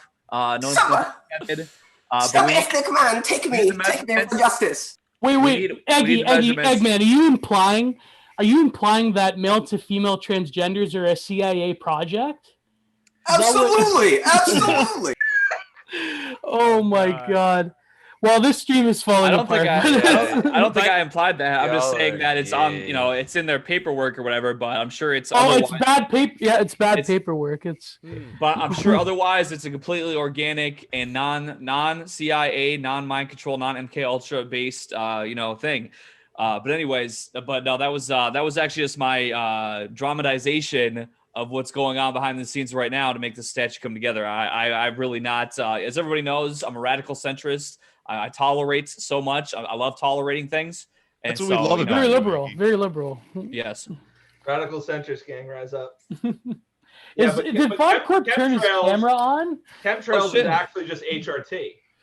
I think that may be a video that's being looped. I think every time we see a video, it's just him using virtual cam. It's not really happening in real life. Because again, if it was happening in real life, then hold This up is three not. fingers. This is not a human being. Everybody's saying that I'm not real is a liar. I am a real Okay, then hold up 3 fingers, bitch. Hold up 3 fingers real right now. simulation. This is whip out your cock right now. This is a real simulation straight from the DMARC Center. I only play Elder You will Scrolls rot in Online. Delmacor, FODcorp. I only play Elder Scrolls Online 24 hours a day. This is from the simulation. Right now, FODcorp isn't here. He's having a psychic breakdown. psychiatric episode. He's Today, going into a we will fugue be state. experiencing simulation 1. I'm going to milk FODCom. You will not. Oh. Today we are experiencing simulation 1. Oh man. But anyways, maybe we should impressive content. Yeah. Oh boy, it's just wherever the stream goes. But I guess maybe if anyone has some questions for the veteran Frank Hassel. We should bring up Borat because it's so similar and so gay. Maybe that could be a top. Yeah. Yeah, Borat's the new Borat was so awful. I thought Terrible. it was like such a bummer because I watched the first Borat with some friends on Discord. After we watched the new Borat, and it was just like the first Borat was just like poop jokes, saying racist stuff. Yeah, it was like supposed to make people look stupid for believing stuff, but ultimately it was like really funny in the way that they did it to be. He's like literally like shitting in napkins and stuff, and like running around naked, and then the new chasing his friend with like a giant like anal fist. Yeah, like in the new movie, he's barely Borat because everybody knows who the fuck Borat is, so it's like impossible. Like they should have just made another movie with a different character or something because Borat is just too well known to get funny content out of. I think. I honestly kind of like the new Borat, and I think it's pretty much as good as a sequel to Borat fucking 14 years later could have ever been. Yeah, I guess that's true. I was just bummed out. It was depressing.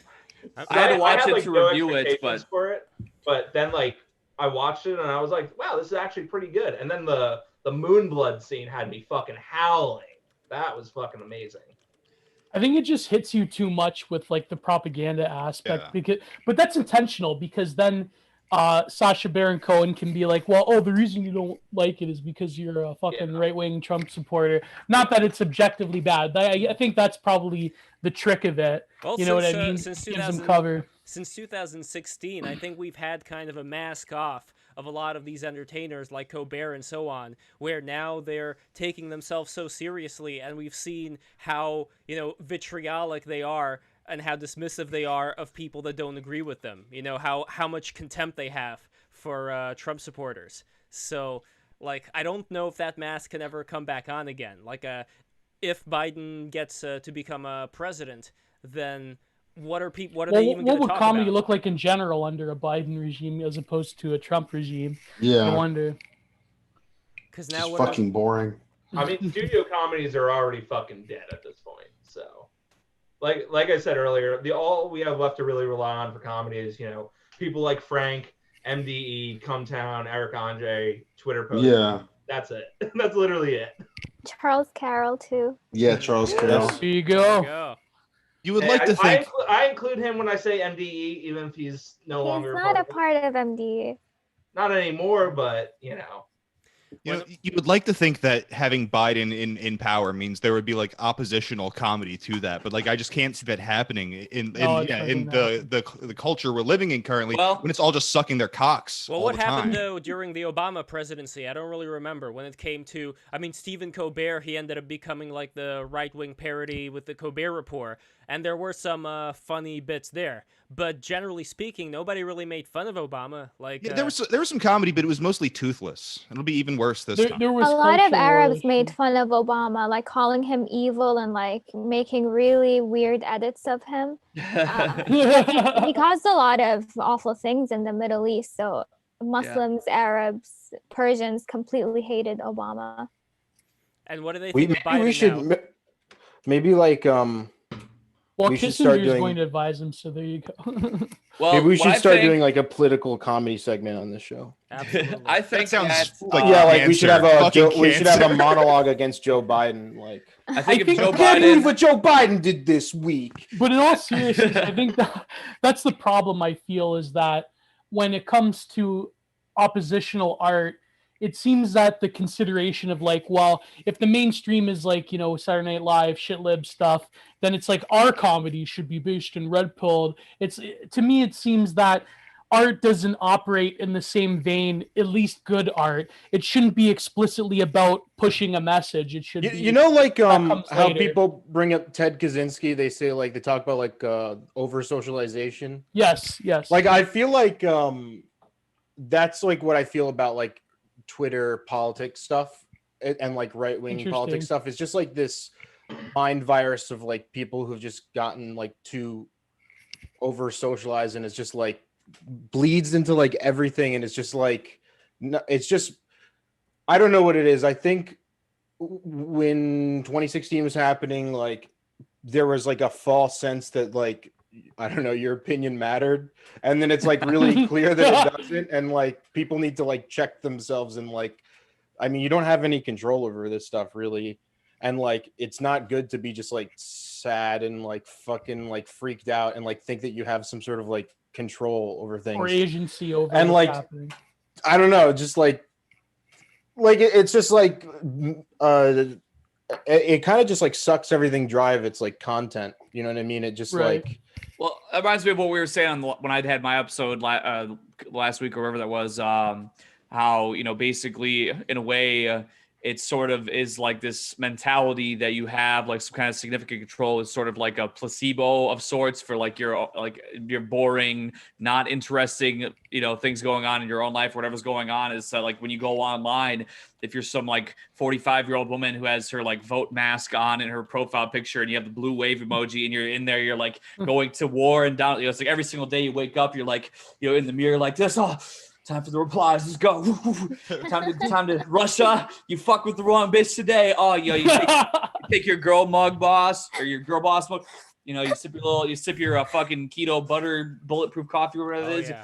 Going to war in the mirror. Right, let's go. All right, you log on and you just sit there. Or dirty you lift weights Moscow and you take bitch, glycine you and little you bitch. post memes. I think that weights and just gotta be like for, mentally ill. I have a question for Frank Hassel. So Frank, you've seen Clockwork Orange, right? Yes. Do you think that this is possibly where we may be heading into, where I understand that you are not about violence, the closest would be the vape smoke, but do you think that people would kind of take a cue, and I don't want to be one of those people who say, encouraging violence or something like that, no, but do you think that down the line, as things get hairier, we end up in a situation where there will be gangs of people who are going to do like live streams on the dark web, where they're just going to go around and just beat people You mean up? the RV6 thing? I think that's already the RV. Yeah, I was gonna say that's already going. Maybe, I'm not sure, honestly. I think that I feel like things were so crazy over the summer, especially with all the protests and stuff. We weren't far away then.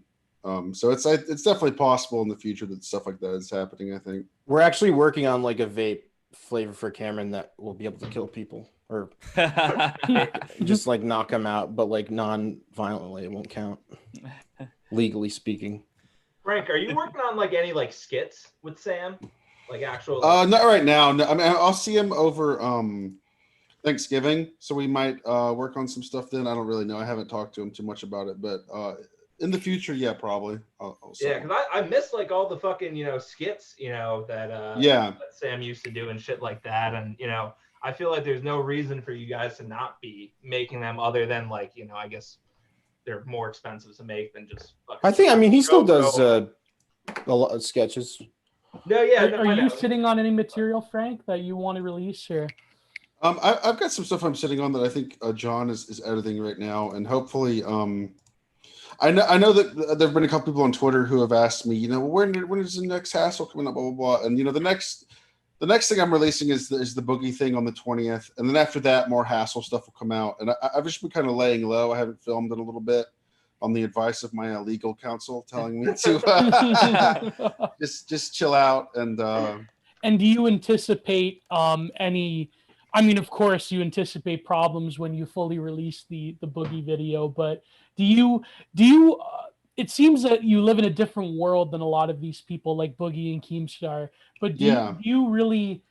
Are you of the mindset that it's valuable and you should release it and the consequences be damned? Or what do you? I think so. I think it should be out there. And it's just interesting. I think just to see how it all played out. Like the raw footage of the boogie thing is interesting with no edits, only like bleeps of certain words that were said. Just watching it all play out, and he was, just how he was clearly he was not in fear for his life. He was telling me to wait so he could answer the door. It's just interesting, I think, and I think people will want to see it and get like maybe not a full picture, but a clearer picture of how it all played out from start to finish as you can have. So is that what this new boogie video is then? Just it's actually like it's the original 5-minute edited video that I put out like a few days after it happened. There's a longer version of that that's 12 minutes long that I'm putting out, and the raw footage of from my GoPro from like when I knocked on his door until when I left the property, which is was like 5 minutes, I think, which is it's pretty neat. It's cool. It's funny. A piece of internet history. Yeah, internet history. It's funny to watch it all. That was a crazy day. There is one clip that I did feel kind of bad watching. It was the one with that really fat girl at the gay pride. Well, she seemed so nice when you were talking to her. It was just I thought that kind of went too far and was too mean. And sometimes I think that happens where somebody doesn't react the way you want, and it just can get mean. And but you do have a way of figuring it was funny, out, but I try to do my best to make it like funny and also maybe a little mean, but not too mean, Well, like that guy in the shopping cart at that store, there was a guy who you were talking with, and he kind of rolled with the punches. He kind of played along with you. And I think that he became like the cool guy because he did not elicit that dark reaction that a lot of them have. There's and that happens the majority of the time. I'd say is people are either just like they think I'm crazy and they just kind of brush me off, or they're just like, hey man, what's going on? Were you filming something? What are you making? just. And I thought that was so funny at the card shop that like one of the owners was actually a fan of Sam. Yeah, I think he knows Sam. I think that's one of the reasons maybe we went there is because Sam like knew him and he knew he wouldn't get arrested or something if we. Okay. Yeah. It was that was a very fun time. And what? Hey, we got Real Pill Eater as well as Fat Corp being back here. I've never had Real Pill Eater before. He was in the chat, but I figured, you know what? This is a man who admires Asian girlfriends, and I've had Asian girlfriends in my life as well. So he's a LARPer. You will all have more in the future. Your Asianism is real. Everyone in this chat that feel with no Asian GM. Well, let me ask Frank. Frank, what do you think of hentai? Oh, never viewed. Never viewed. Not even once. Boy. Think about say a song in the Nah, dude, that's bullshit. Because I remember back in the day when Frank was training in Gmod, he'd have like in TTT, he'd have like this disgusting vor furry spray. I was there. I don't remember that. I don't recall that. I guess for people who don't know, but Frank, you started off with MyGoth, the trolling. Yeah, just like video games and like pissing people off and Gary's Mod and TF2 and CSS, CS:GO, all that stuff. Yeah. I used to play Zaydamon on Doom. Do you remember that? And you would have Doom multiplayer and jump. Shut the fuck up! You're so low test. No, it's like Zaydamon. It's like Skull Tag where you. I don't know what these words mean. I have sex. You'd add the jump and you would play Jump Maze, and I would do that and masturbate to Futari when I was like 16. That's so degenerate. No, Frank. That is so disgusting. It's clear. Oh my god. Gonna make her sick. Frank, I want to know how much of your thing is inspired by pro wrestling. How much of your character? How about a lot? I'd say I like 90s, 80s, 90s pro wrestling. Just pro wrestling in general. I haven't been like a viewer in a couple of years, probably. Well, nobody is. Yeah, like I'm wearing my Austin. Yeah. I got my Austin 316 shirt on. The best was that in Drop Your Dogs, he used the Austin heel. Yeah, the Stone Cold Steve Austin. Yeah, I like I like watching like tattoo. Is that why you have that tattoo? No. I like the watching like Ric Flair promo compilations on like YouTube and stuff. Oh yeah, like that. I think that's like I try to take little bits and pieces from And remember, Ric Flair is an Agarthan, and he is also a Vril. He is a Kundalini practitioner who is generating Vril within the ring. And few people know this. That's right. Listen to this week's episode of Small Package Podcast featuring Gio to learn more about that. Yes, and only Japanese wrestling is worth it nowadays. I like Japanese wrestling too. Yeah. So Pill Eater, what is? I'm sorry for cutting it off, but I gotta go. John, I actually have to head out too. I'm sorry to John, I love you. Love you too. Well, Frank, I just want to say thank you so much for coming in. Yeah, thank you for having me. It was awesome. It's been an honor. Thank you for your service. It was an awesome time. Thank you, everybody. Thank you. Yes, thank you for your service. Salute. To Frank Castle. Salute. All right, so now that he's gone, who's the first person I'm going to kill? Let's find this out. AXA. So yes, we have Pill Eater on and Fog Corp. So Pill Eater, what is your take? Eggy is back with us. And Eggy, Eggy, what was in your oven? You said you had food in the oven. Do you have the Mountain Dew chicken like Bob Chipman? Like Booby Bob? I do not. I did make an energy drink marinated pork chop video, which I put out, and I have an energy marinated pork loin video that I filmed around the same time that I still have yet to release. I still had that. I never finished editing it because I got lazy. You look like you need to go on dialysis, dude. You need to stop eating that stuff. I'm telling you, man. I drank probably like 6 cans of energy drinks every single day, and I have for the last probably 7 years straight. Is that how you get to your sessions of ESO? Because I have you in Discord, and all you do all day is play Elder Scrolls Online. I don't know how you do it. Well, I started playing Elder Scrolls Online whenever I got that, and I got invited to join a guild by this guy. You might have heard of him. He's been online a couple times. You might have heard about from the internet. They called him Weave, Weev. Yeah. And so I started playing ESO, and he invited me to join his ESO guild. But no, actually, no. I haven't played ESO in a long time. But when I did play it, he added me into his guild because I was running around and he came into my stream. He's like, "Oh, hey, you want to join?"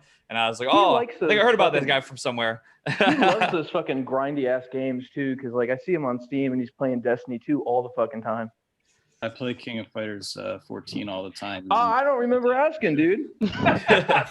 God, please. I want to tell you because I like the men in it. Eggy, I love the cooking videos. They're amazing. The editing is always very professional, which I didn't expect going into it. It inspires me. Makes me want to just get wasted. Here's my idea. I wanted to put on a ski mask, and I was going to review a bottle of oxycodone and a big glass of whiskey. I was just going to review it real fast. Hey, you chew the pills. I did a stream. What was that? Like 2 weeks ago now. We watched the King. It'll be a real pill stream if anyone knows that. By the way, I did not see this comment before from Super Iron Bob, but the great Super Iron Bob donated 5 smackaroos. I'd like to thank Gio for reaching out to Bimbo Twitter and hopefully building a bridge to BTR for such enlightened women. Yes. We will have. If he's really that good, though, he would have donated more than $5. Oh, come the fuck on! Super Irons Bob has been here the entire fucking time. Yeah, just to you let should everyone pay know. you for your time because he's not giving you enough money. That's what I think. I'm dropping $100 on the stream right now. All right, do it. Do it right now. $100. You know where to go. But anyways, I wanted to ask Pill Eater what he thinks of Frank's work and what the sort of the artistry of the hassling. Like what is? I wanted to get Pill Eater on the show for a long time, by the way. But so. Frank Castle is an amazing individual. He's such a good person. He strike down a video I uploaded on an alt channel and I got flagged for it. So now I can't upload videos on that channel. Next time, don't be a plagiarist, dude. Next time, don't plagiarize, fool. Yeah, well, I'm a communist. I just said that, a gay communist. But anyway, I'm saying is I can't upload on that. All channel. communists are gay. That's right. Maybe. True. I think they're intersectional. But, they're intersexual because they all got pussy. It doesn't matter what they're all pussy. They're intersexual. Communists have gotten pussy throughout the ages. It is true. In fact, pussy is a prime motivator for a lot of communists back in the day. But anyways, Pill Eater, go ahead. No, I'm saying John is a legend too, and John's going to be remembered in the future as kind of like a Celine writer. He's very up and coming, and I hope Mr. Small Follower makes his own. Are you sober? You don't sound sober. Are you okay? God, so imagine being sober for a live stream. No, No, I'm yeah. just, Imagine being I'm cool gonna for a get live drunk stream. It's today, not hard. the thing is, Can't say the it. thing is, I have an accent, so I'm a little queer. That's why. Because sometimes I identify because I wrote a book about queer culture. That's and, right. Yeah. And I I wanted to identify get myself drunk as for the queer. podcast today, but I drank too much last time, and then I So if I have a lisp or if it sounds like I'm on drugs, that's just who I am because I'm just a sissy. Oh, so you're just a gay druggie? No shit. No, not druggy, just like a straight edge sissy. If that makes any sense. Oh, That boy. about, Homosexuality is a drug. I 'cause talk it about fucks like up your gay white dopamine nationalism receptors. and communism. So if that makes any sense. Well, Well, you're talking a lot about the Aryan X Asian thing. How did that come about? I do graffiti in Bushwick, Brooklyn, and I write AXA like Obey Giant, and then it pisses off everyone in the neighborhood because they think I'm sure that's not something you just made up. I'm positive that's not something you just no, made it's up. something I did make up, but it's also something that I get money from, and Oh, everybody. you get money from upsetting 12-year-olds in Brooklyn? Yes. Awesome. Yes, I do. You're a LARPer, dude. I hate you. And, oh my god. The fun part is God. I know Blood to card say, fired there was a from the hip, website. boys. If you were old enough, there was a website called Asianarianism.com, and it was kind No, of, I was not. I was old enough. I just didn't read gay things. Sorry. okay. Well, no, it was pretty gay because I was about to say I used to play King of Fighters, and I wrote an article about why the men in King of Fighters are hot and how I look up like gay. You are a diseased individual. I'm just letting you know. Oh my god. No. Well, I wanted. Here's the thing, though. Here's the thing, Pod. I have a think- master's degree. A master's I degree too- in being useless. I actually No, have but I was paid two by a master's scholarship degrees. by a progressive university. What's your major? What's your major, dude? In design research, writing, and criticism about. And you do graffiti. That's awesome. I know. Really good use of I your love how degree. the show has just become these two people Guys, talking Pod. to each Let me. other. I think a more. What has this evolved into? Yes. What is devolved? The only No, but people who don't serious even have an point, though. avatar. They don't even have an avatar. I don't know who these. This is not Popcorn, by the way, because A he's not serious speaking Russian. point. It's just No, two dude, homos I'm arguing. gonna tweet. I'm gonna tweet this. I'm gonna say this was me. No, you could have got That's all this you could have is. hacked his account. You could have hacked I Popcorn's wanted account. listen. I wanted to bring up a serious point because having followed Pill Eater's work, I know I look kind of stupid here because here's the thing, Pill Eater, you are an admitted degenerate. That's obvious. No, but I think that I'm an Aryan. That's why I say AXA. We're all Aryans. We're just. You're an irony-filled fool. It's not no, but I think This is the Kaliak point all I over. wanted- This is Kaliak all over. The point I wanted to make is that I think it's interesting from your perspective because What's what Kaliak? Everybody's what you mean by queer culture is different than just the sexual identity. You mean like the weird and the strange and the alternative. Gio, I love you. You're a nice guy, but I'm going to tell you, pill follower right now, whatever his name is, weak-minded, low tech, has sex with men. Why would you listen to him at all? Hold on, we God. gotta let Gio ask the question to Pill Eater and Pill Eater answer it. Okay, that's it. No more of your shenanigans. You have more of an academic definition by what you mean of queer culture. So maybe what do you mean by queer culture, and how does internet trolling and these performance acts fit into what your definition of art is? Put it that way. In my book, Queer Culture, A Transgressive Tradition, or a Guide for Normies for Understanding Art, I write about what is queer culture in the perspective, not sexuality, but as well how we're all weird individuals, all trying to make art on the internet. However, we can't follow a cis-normative system because we all want to be eccentric, and that's the ploy of what happens under a post-capitalist system. And This is the most autistic thing I've ever heard. No, it's academic. This guy is, that's the thing, he's a LARPer. He's like one of those dudes on Twitter. No, no, right? Who writes Okay, Google essays about search. things that aren't that cool. Google search Joseph Francis Nally, and my name will come up on School of Visual Arts. And I did Wait, a commercial. you went to for School of SVA Visual- too? What year? What year did you go to SVA? I just graduated this year. Oh Wait, man, you I went feel to like such SVA, a fucking boomer. Yeah, I went to SVA. Wait, I went to SVA. Holy shit! What year did you graduate? I didn't graduate because graduating college is for homos. Oh god. Okay, I graduated. I am a boomer. I graduated in 2009, but I went there. How old are you, I Lev? went there. Hold He's on, hold on. 32. Before I tell you how old, yes, I am 32. But I went there when I was 16 years old. That was my first year. I was 16 years old. Well, I'm in a wasn't- commercial for School of Visual Arts, and I'm like, Lev, I thought you were like fucking younger than me. I know. Look Hey, at guess my what? face. Athena, do you see what's I going did on the here? What's I your don't. skincare Even routine? American Club. None. I don't do anything with my skin. I am naturally young. I have the Kundalini going through my body, which is keeping me in Hell yeah. perpetual Who? youth. You got the coon going through your body? Kundalini. This guy is surrounded by a Anyways, ring of I love that fire. they're totally falling apart. But I wanted to make a serious point, though. I think that all of us, whether it's Frank Hassel, whether it's Iggy, Pill Eater, FODcorp, we're all immersed in this sort of web of what Pill Eater calls.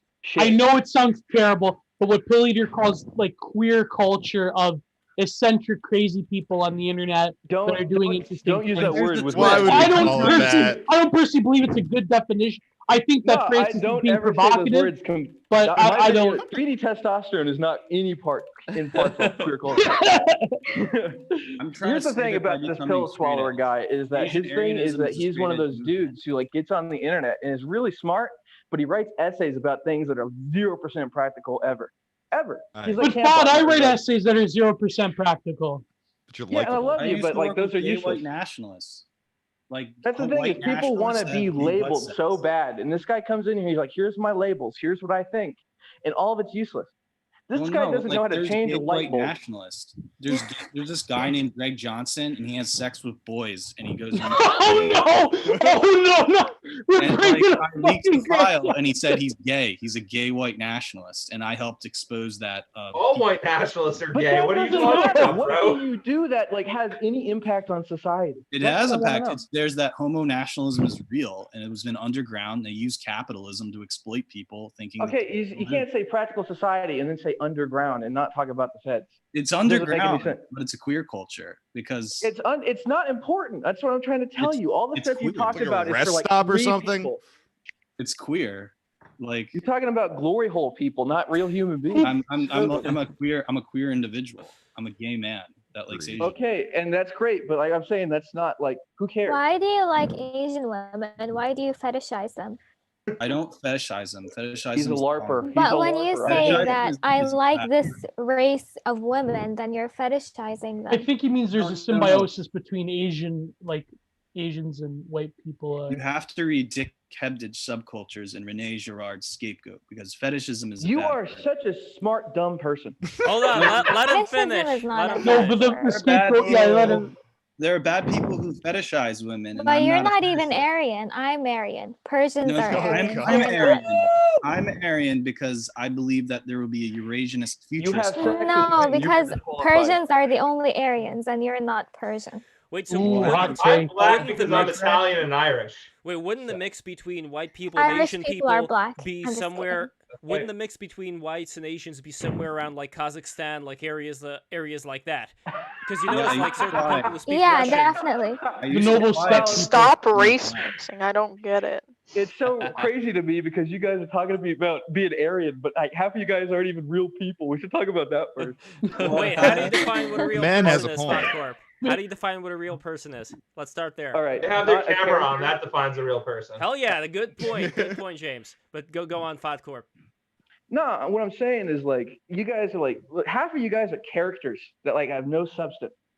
Like you are like the archetype and that's it. No depth of personality, no serious character. You get put into a situation that matters and you just crumple like a cardboard box. That's a description of your average persons. Most people. That's what I know. Most people aren't real people. I think most. All right, that's fair. I don't disagree. Well, there's a gradient to that. I don't think you could say that here the real people start, and here, you know. But I'm curious to hear real what people start at the Tekken main menu. That's where they start. That's where they begin. But I'm curious to hear what Pill Eater's answer is to the question. Like, what is this Asian Aryan fusionism that you're going for? It's basically the end result of watching hentai and anime and video games, and that our aesthetics, especially if you go to School of Visual Arts, everybody draws Asian influenced art. The CalArts movement is a great example of that. And we all, in this one weird Lacanian way, want our white women to be Asian aestheticism or something like that. And it's a form of colonialism, of course, and I acknowledge that. So you're saying that anime is like a way of getting at the real. They mentioned Lycon, right? We all basically have this secret desire to be anime. Object petite. Do you just project yourself on Object petite? Exactly, Athena. Yes. What's object petite? Wait, what is that? The minor desire. Lacanian. Yeah. Athena. It's the minor desire. It's the thing that's in place for the real. It's the hidden object of desire. Well, I want to interject just one quick because I got to go put something else in the oven real quick. So I'll be right back in a second. But if you've ever dated a weeb chick who like wears like fucking cat ear headbands and like does that shit, I guarantee you that you will no longer you will fucking whatever that Asian component of like the anime, that shit is gonna go woo, because you're not gonna have to want to do it. Come on from work every day. You're gonna come on from work and you'd be all tired and all sweaty and be like, oh fuck, I'm ready to just chill and maybe watch the big game or whatever. And then your girlfriend's gonna like come from behind the door. She'd be like, yeah, and like anime clothes on, like, oh senpai, yeah, senpai. You know, you'd be like, oh my god. I would simply just not date a girl that has that much autism. I'll be right back. Nah, dude, Invader Zim hoodie pussy is the best pussy. That's If you see a girl with cat ears, it's most likely not a girl. Straight facts. It is gonna be a real girl, and you're gonna get tons of stinky, dirty rat sex. It's gonna be awesome. Well, they're gonna have their own parties. No, but here's the thing. Here's an intelligent point that I feel underlies the difference between FOD Corp and Pill Eater in terms of. I'm real and I'm cool, and he's not. I gotcha. No. But the way you two view the internet, because from what I know of FOD Corp's work and from what I know of Pill Eater's work, Pill Eater views the internet as a desiring machine, whereas FOD Corp views the internet as a mind-expanding machine that isn't.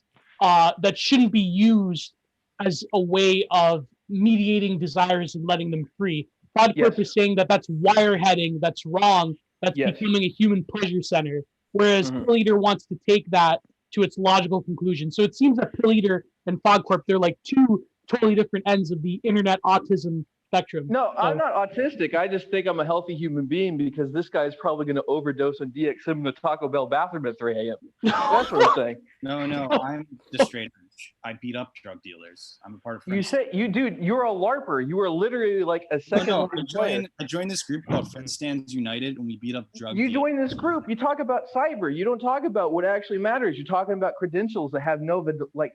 You're talking about art school and like. Dude, what do you do that isn't like validated by something that does have no value? I need to know what you do that actually. It's kind of crazy how like this episode started out with Frank as like the best episode yet, and now it's turned into like the 9/11 of live streams. No. It's such a contrast. Like it's actually impressive at this point. Yeah. No, I'm at the point now where it's just like let it all flow. I don't care. I really don't.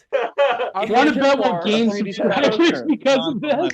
Wait, by the way, I have a question for Pill Eater. What teachers did you have at SVA? Do you know who Deleuze is or Milton Glaser? He's gonna talk about Jews. I don't know why you're asking. Okay, hold on. Milton Glaser. I thought Milton. Is he still alive? Milton Glaser. No, he died. But I had him. Milton Glaser and Stephen Heller. Stephen Heller. No. What about John Ruggieri? Did you have John Ruggieri? No. Okay, never mind. I'm not gonna go down this road. I wonder if SVA is probably going to make a statement after this episode. They're going to announce what degrees did you guys get from the school? Did you get like the podcast degree or? We would talk. I would go and steal visual arts. No, I got an animation degree, and I was in the same class as Rebecca Sugar. Oh, that's awesome! She's an Asian Aryan, but she went for black. She went for no, actually, I know Ian as well. We were in the same class together. In fact, he was my TA. Did you beat the shit out of him because he's a minority, or did you do the unbased thing? I need to know. Oh my god! Oh my god, Bud! No, Ian is a good guy. God. Ian is a good guy. But, I think we gotta. Yeah, Ian's an Asian Aryan. Ian's an Asian Aryan. Okay, so here's the thing. Ian Quarty, he was a great guy, amazing animator. I have nothing bad to say about either of them. Rebecca Sugar was great. She used to, I don't even think that she needed to go to SVA, to be honest. Like, she was that good of an artist already from the outset. But no, you know what? I'll be honest. I don't think you're the real FOD Corp still, because you have not spoken a word of Russian. I don't want to go into conspiracy mode here. What? I did push-ups. That's not enough. Вы не говорите по-русски. Если ты сейчас не скажешь по-русски, тогда все. I, for one, like the new FOD. I'm very I don't know the old FOD Corp, so this is all. You ever play Street Fighter 3 Alpha? You ever play Street Fighter 3 Alpha and there's like Ryu and Evil Ryu? I'm the secret Ryu. I'm evil Ryu. I'm evil FOD. I gotta figure out how FOD Corp got hacked. Because usually I didn't get hacked, dude. look on Twitter. I'm going to post about this. I'm going to say this is the real me. No, it After doesn't this thing, matter. Because what? here's the thing: it doesn't matter because whatever you post would be a hacker posting it if he was hacked. Oh yeah, you say that, but it's So not again, true. I'll no. prove it. I'm just saying that the only way for you to prove that you are the real Fatcorp, it's very easy because you're from Russia. All you got to do is speak Russian. Говорите по-русски. Why would I speak Russian? I abandoned the land of my fathers for a reason. I abandoned the lands of my fathers for a reason too, but I still know Russian. All that I'm saying is speak Russian But you now. played into the culture that has spawned you and rejected you. I Speak refuse to Russian do right that. now, or you are not the real Fatcorp. Oh, I'm sorry, man. I have my principles. All right, well, I guess there's nothing I can do about that. So there we go. I'm gonna name. If I am the fake FODCOM, I'm really, really funny and cool, and that's what matters. Not Fatcorp. Here we go. This is your new name now. Fucking changes it. Lev, I don't know about you, but this is. Are we having free for all Friday tomorrow, or what's Yes, going we on? are having free for all Friday tomorrow. So, Okay. guys, I think we are going to be ending this early, and I really appreciate everybody coming in here for this stream. I also appreciate Kapusta, cabbage. I really cabbage. appreciate Afina making the appearance, James, Eggy, Yakov Alive, Tsuyami, Metaphor Follow Man, me, FODCorp on Twitter. They're not important. Real I'm Pilliter. important. So you guys At are great. FODCorp. I really appreciate you. And that's it. I am going to turn the at stream off. FODCorp. Don't forget to Subscribe. subscribe. Everyone subscribe. Everyone subscribe. The new Follow song's a me on banger, Twitter. I'm Eggy. racist. At FODCorp. I'm the Banger, only. Eggy. Don't worry. Usually our streams are more structured. Put it Yes. that way. Wait, you know what? No. Fuck that. FODCorp is out. The stream is back on. We're not going fucking anywhere. We have 120 people. I changed my mind. Oh, 'Cause here's boy. the thing.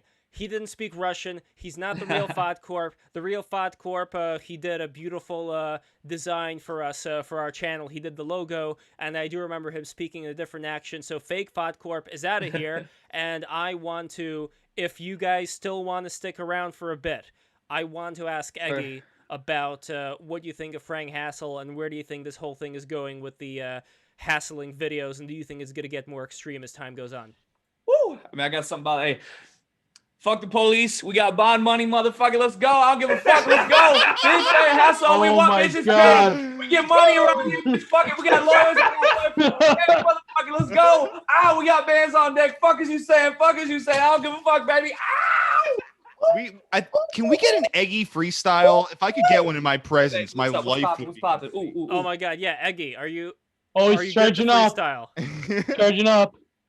And everybody, subscribe right now for the Eggy freestyle. I guarantee you, if you have not gone into our streams, many of them are way more structured than the one that you have experienced right now. Eggy, I need a freestyle from you. It will make my life complete. I want Alright, to be here for it. Because I dude, right your stuff is so good. You'll be fucking freestyling and shit, and you're still playing World of Warcraft. You ain't stopped playing World of Warcraft. It's the hottest shit I've ever heard, dude. All right, hold up. Let's go. All right. I'm just gonna go listen to my beat right here. Ooh. Yeah, this is that old penitentiary style, you know, that tapping on the desk type. Right? Oh, hold up. Okay. Let's go. Let's go. Woo! Woo! Okay. Boy, we breaking the rules. Oh, iced up, boy, I'm caked. I got jewels. Oh, what else? Yeah, you know Frank Hassel, he gonna act a fool. Oh, he's up in your school. Oh, he's up in your cafeteria. Oh, shout out to King Cobra, man. He got that tricketeria. Oh, he's pulling his hair out. Oh, I'm pulling that flare out. Oh, you know we'll be podcasting. Boy, you know we been steady spazzing. Yeah, I don't give a fuck what nobody said. If they hate, bro, we leave them dead. But we running right from the feds like I was Frank Hassel, man. Yeah, they called them folks on me. Boy, fuck them approaching me. If you want to walk down on me, boy, then you're going to get roast for real. Yeah, like it was a pig. Oh, yeah, I do my dance, I do my jig. Oh, who fucking with it, boy? You know I got some new hardware, got a rig. Oh, yeah, I got a rig, but I don't dab. Actually, fucking, I'm gonna do that. Oh, yeah, you see what I did? Oh, yeah, I'm about to have a wife and 30 kids. That's just one bitch. Then I'm gonna go get another bitch. Then I'm gonna go get a little rich. Boy, you know just what it is. Yeah, nobody is counterfeit. All these dollars, boy, they really real. You see the watermark, you see the seal. Yeah, you know I like the seals. Yeah, I like when they clap, when they bounce a motherfucking ball on their head. Yeah, you know that over here, Egg Fam. Yeah, we've been getting bread. Break the Rules podcast. Boy, you know that we're on all that. Oh, my old name was Got Flash. Now my new name is Got Spaz. Oh, because I got energy, boy. Nobody is testing me. Nobody's ever going to be the best of me. No, never, ever. If they want to do that, they can let me go ahead and rest in peace. Yeah, that's the only way they're going to be better than me. If I'm really, really dead for real. Oh, shit, we get cheddar for real. Ooh, like a cheese block. Ooh, I got 3 Glocks. Ooh, I'm gonna spaz out. Yeah, that's what I already done told you about. Let's go. Woo! Woo! Whoa! Hey, dude. Amazing. Fucking awesome, man. Legend. You just can just bust it out like that, busting a flow. Oh, it's amazing. That was fantastic. Your story arc, Eggy, is the most beautiful thing in the world. I want to ask first and foremost, did you originate the term black pill, or did you just popularize it? It was already out there. It had already been around the circles that I was in at the time. But, basically, yeah, it was the idea behind it was already there. And, I'd already kind of talked about it a little bit, basically as I came to realize just how many, because at one point, I'm just a young guy who I'm like, damn, I'm really a lot of bad stuff going on. So what do I need to do? What do I need to do? So, then I was like, I was more in shape than I am now. This was going on at the time. I had a bunch of like old clothes. I got a whole new wardrobe. I was getting to the gym. I dyed my eyebrows. I was doing different stuff, just like kind of testing different things. I was on every dating site, every dating app. I was going out. Boom, boom. I was doing everything they were talking about.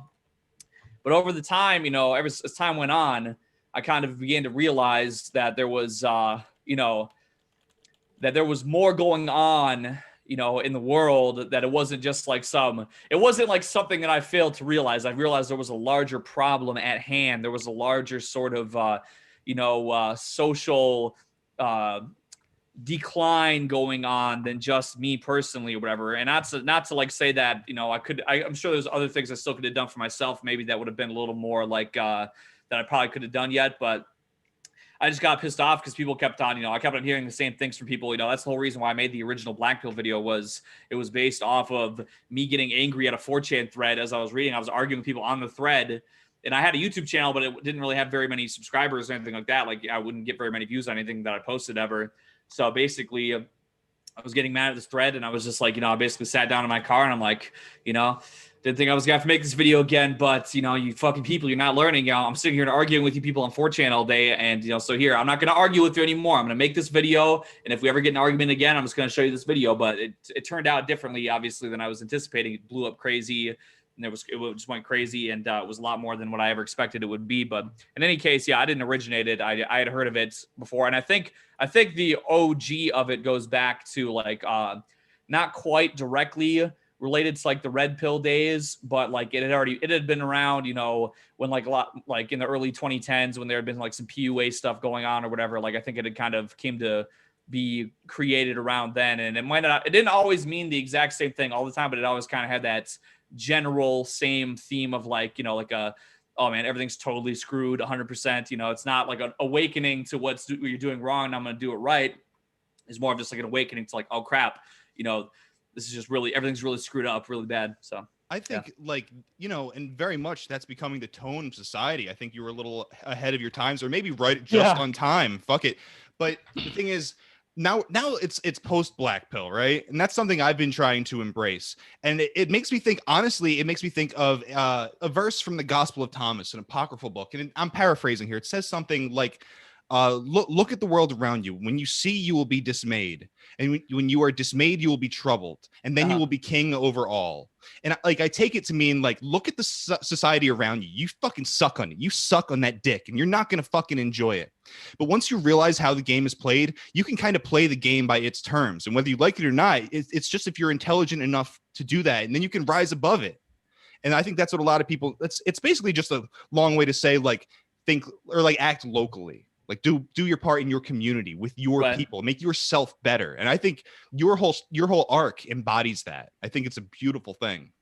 But you go beyond talking with local people. Like, I don't know how you are in the local neighborhood, but you are reaching out to people all over the world, and that's gotta. That's the complication, right? Is that no longer for a lot of people, it seems that the local has let them down. So now it's almost like we're given an opportunity. And even though it sucks, it's not a replacement for local action or community, but it seems that people are finding themselves on the internet and forming other micro communities. Yeah. And Eggman is like a good example of that, because he is really one of the trailblazers of this, of actually finding meaningful connections to people on the internet, which people thought were, 10 years ago, the attitude that was impossible. But nowadays, people, I think, as we realize that that's the only options that we have, I think people are starting to take the internet a bit more seriously. It's no longer this, it doesn't fucking matter. It's just the internet sort of attitude. I don't know. What do you think about that, Iggy? Or rather, the panel in general. Well, I mean, I do agree, I guess. And I think part of it also maybe, it's hard for me to say so super objectively because I have looking at it through my lens a lot of the time, and I'm getting older. So there's things I think that come with age also. But, and I don't know, because I remember people telling me that they they messaged me like, oh, yeah, I saw your video when I was like, 14 years old or something like that. And it really changed. I'm like, well, that's probably terrible. Like the whole reason, like my whole perspective of that video of being like a 23-year-old man or whatever was that I'd already been through like all my college years. I had exhausted a lot of attempts at things over years. I was really like, I never just woke up one day and would be like, oh, everything's all messed up and like turn my back on everything and never tried. Like I just sat there and constantly like, it was like this, like over and over again, and just like failure, like nothing or whatever. And so like I was always trying to find out why is this, what's the problem? And nobody could ever give me a straight answer. I could never get like a solid, and nobody could ever tell me like what the problem was with me or with like just what was going on in general, because there's just so much that's like, it's just in our social setting, there's things that like you just do. Like you go to college, you take out your loans, you go to college and like, and you just do it. And if anything goes wrong along the way, if you can't get the job or, if the industry suddenly is all messed up or whatever the case might be, it's like, it's not, you're like, well, why, what's the big deal or whatever? Like what's going on? This is what I thought this is what you're supposed to do. And it was just, so over some period of time, finding, things out in that particular way. But yeah, so, but I agree though that it's kind of, once again, it's hard for me to look at it 100% objectively, but I think it does get to a certain point then, like I said, when I was like at my lowest of my low, it's like, well, either you're going to keep living and you're going to have to like just figure something out or you die. You know what I mean? It's like, it's basically one of the two. Like if you really think there's no point or whatever, then you just lay down and you die. And then that's, that's it. That's a wrap, but if you, it's like, because it gets to be, it's sort of like, it's hard if you're really truly like all the way down and you have a lot on your mind of like how things are totally screwed and everything's totally messed up. It's hard, at least in my experience, to like it's hard to wake up like at the same like intensity of like, like in your mind, like the same intense sort of despair every single day. Like you need to be coming into contact with like repeated instances of something in order to sustain that despair. Otherwise, it just sort of naturally will kind of dissipate a little bit. You'll sort of acclimate to a situation. Maybe that's not good to acclimate to a situation that had initially caused you a great despair. But I feel like you will acclimate to it in time, that's just the human nature, I feel like that's just how it is, so you might call that institutionalized, you might call that whatever, but I think your story, it's like the story of so many of us. So many of us feel like we were like in our early 20s and it's like, okay, well, I guess my life's supposed to be happening now. I guess I'm supposed to be doing something. It's like, I don't know. Like then at no point do I figure out what the fuck I wanted. I don't really want to do anything that now I'm fucking 32. I still don't know what the fuck I want to do, but I realize that I can make the world like more into my image. Like there are things that I can do. There are ways I can make money and be happy. And then it's like, I watch your streams and I really enjoy them. It feels really good. And I saw somebody recently say that Red Letter Media isn't a YouTube channel. It's a friend simulator. And that's how I feel about your stuff. When I watch your streams more than anybody else, it feels like I'm hanging out with you. That was Lovecraft, if I recall. I forget. I think it was Zero HP. But like a lot of people refer to podcasts as friendship simulators. Cometown is a friendship simulator. My podcast is a friendship simulator. Break the rules is a friendship simulator. By the way, we have, I can't believe this, I think it's a record, 3 women, allegedly women on the stream. Did you forget we did have that female stream, about females, and we had a lot of... that's right, the one that verse totally... Yeah, how did you forget? How did you forget? Oh, maybe because it wasn't very about women. Yeah, I see. So we have Jugs on the screen. Oh, hell yeah. And another, I guess... And by the way, in honor of Eggy, I'm slonking some eggs. He's slonking. I'm like mesmerized right now because I like just woke up because I thought this was happening at 7. I'm a fucking idiot. And I'm wondering why Gio, Lev, and James didn't get the hat memo. First of all, wondering why they didn't get the hat day memo, which would have been even more disorienting if I woke up and you guys were all wearing hats. Well, I was saying earlier I wanted to wear a Burger King crown, but the Burger King by me is closed down, so I didn't have. Oh no. So I guess we in the chat, Pill Eater was saying some stuff. So Eggy, we'll get to Jugs, but Eggy, what is your opinion on white women? What do you think of white women? Well, here's what I'll say. So basically, I've only really ever had one long-term relationship, which was a woman who was biracial. She was Japanese and Russian, and she was very leaning into like the Asian culture. So you can say she was like half or whatever. Hot. God bless you. But anyway, and up to that point, I mean, really, because I had, like I said, going back to my history of repeated attempts of. I mean, it was socialization in general, and and relationships played a part of that as well. But I'd always had never been able to secure like any kind of relationship. I dated a multitude of women, very brief, like for like one date or whatever. Taking women out of all different types. I mean, literally every race, I believe, as far as I can recall, and it had never really gone anywhere. And so with that being said, then it was like, well, when I dated this girl, it was like, oh, I don't mind. I was actually anticipating a long-term future with her at the time, and I didn't mind, the whole like racial mixture and everything like that. It wasn't really, I was like, it was a girl, I like her, and it was matter, and then everything really ended up souring about the relationship. So later on, I kind of decided that, for me personally, I mean, I have a lot of love for white women, I absolutely do. For me personally, I really, for me, I still like, I kind of, I probably, it's just that for me personally, I don't know. It's like, I've never really met, a straight up, like really European woman that I really got along. The last girl that I was talking to, she was Spanish and Italian and like Spain, Spanish and Italian. So I guess she was probably pretty close, but that didn't really work out.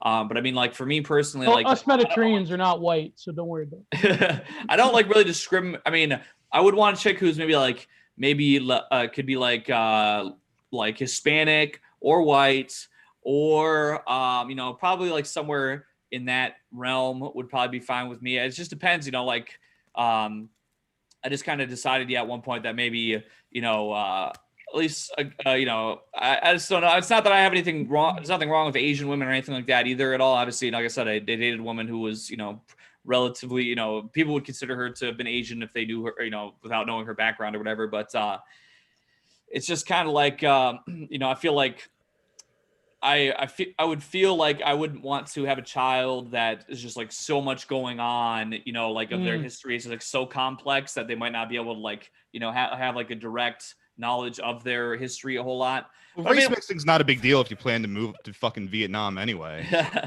Well, according, Athena being Persian is the only real white woman in the stream, so don't worry. True. That's true. Yeah, see, for me, I'm much simpler. I just want a cute girl that loves me and laughs at when I call things. That's so true, James.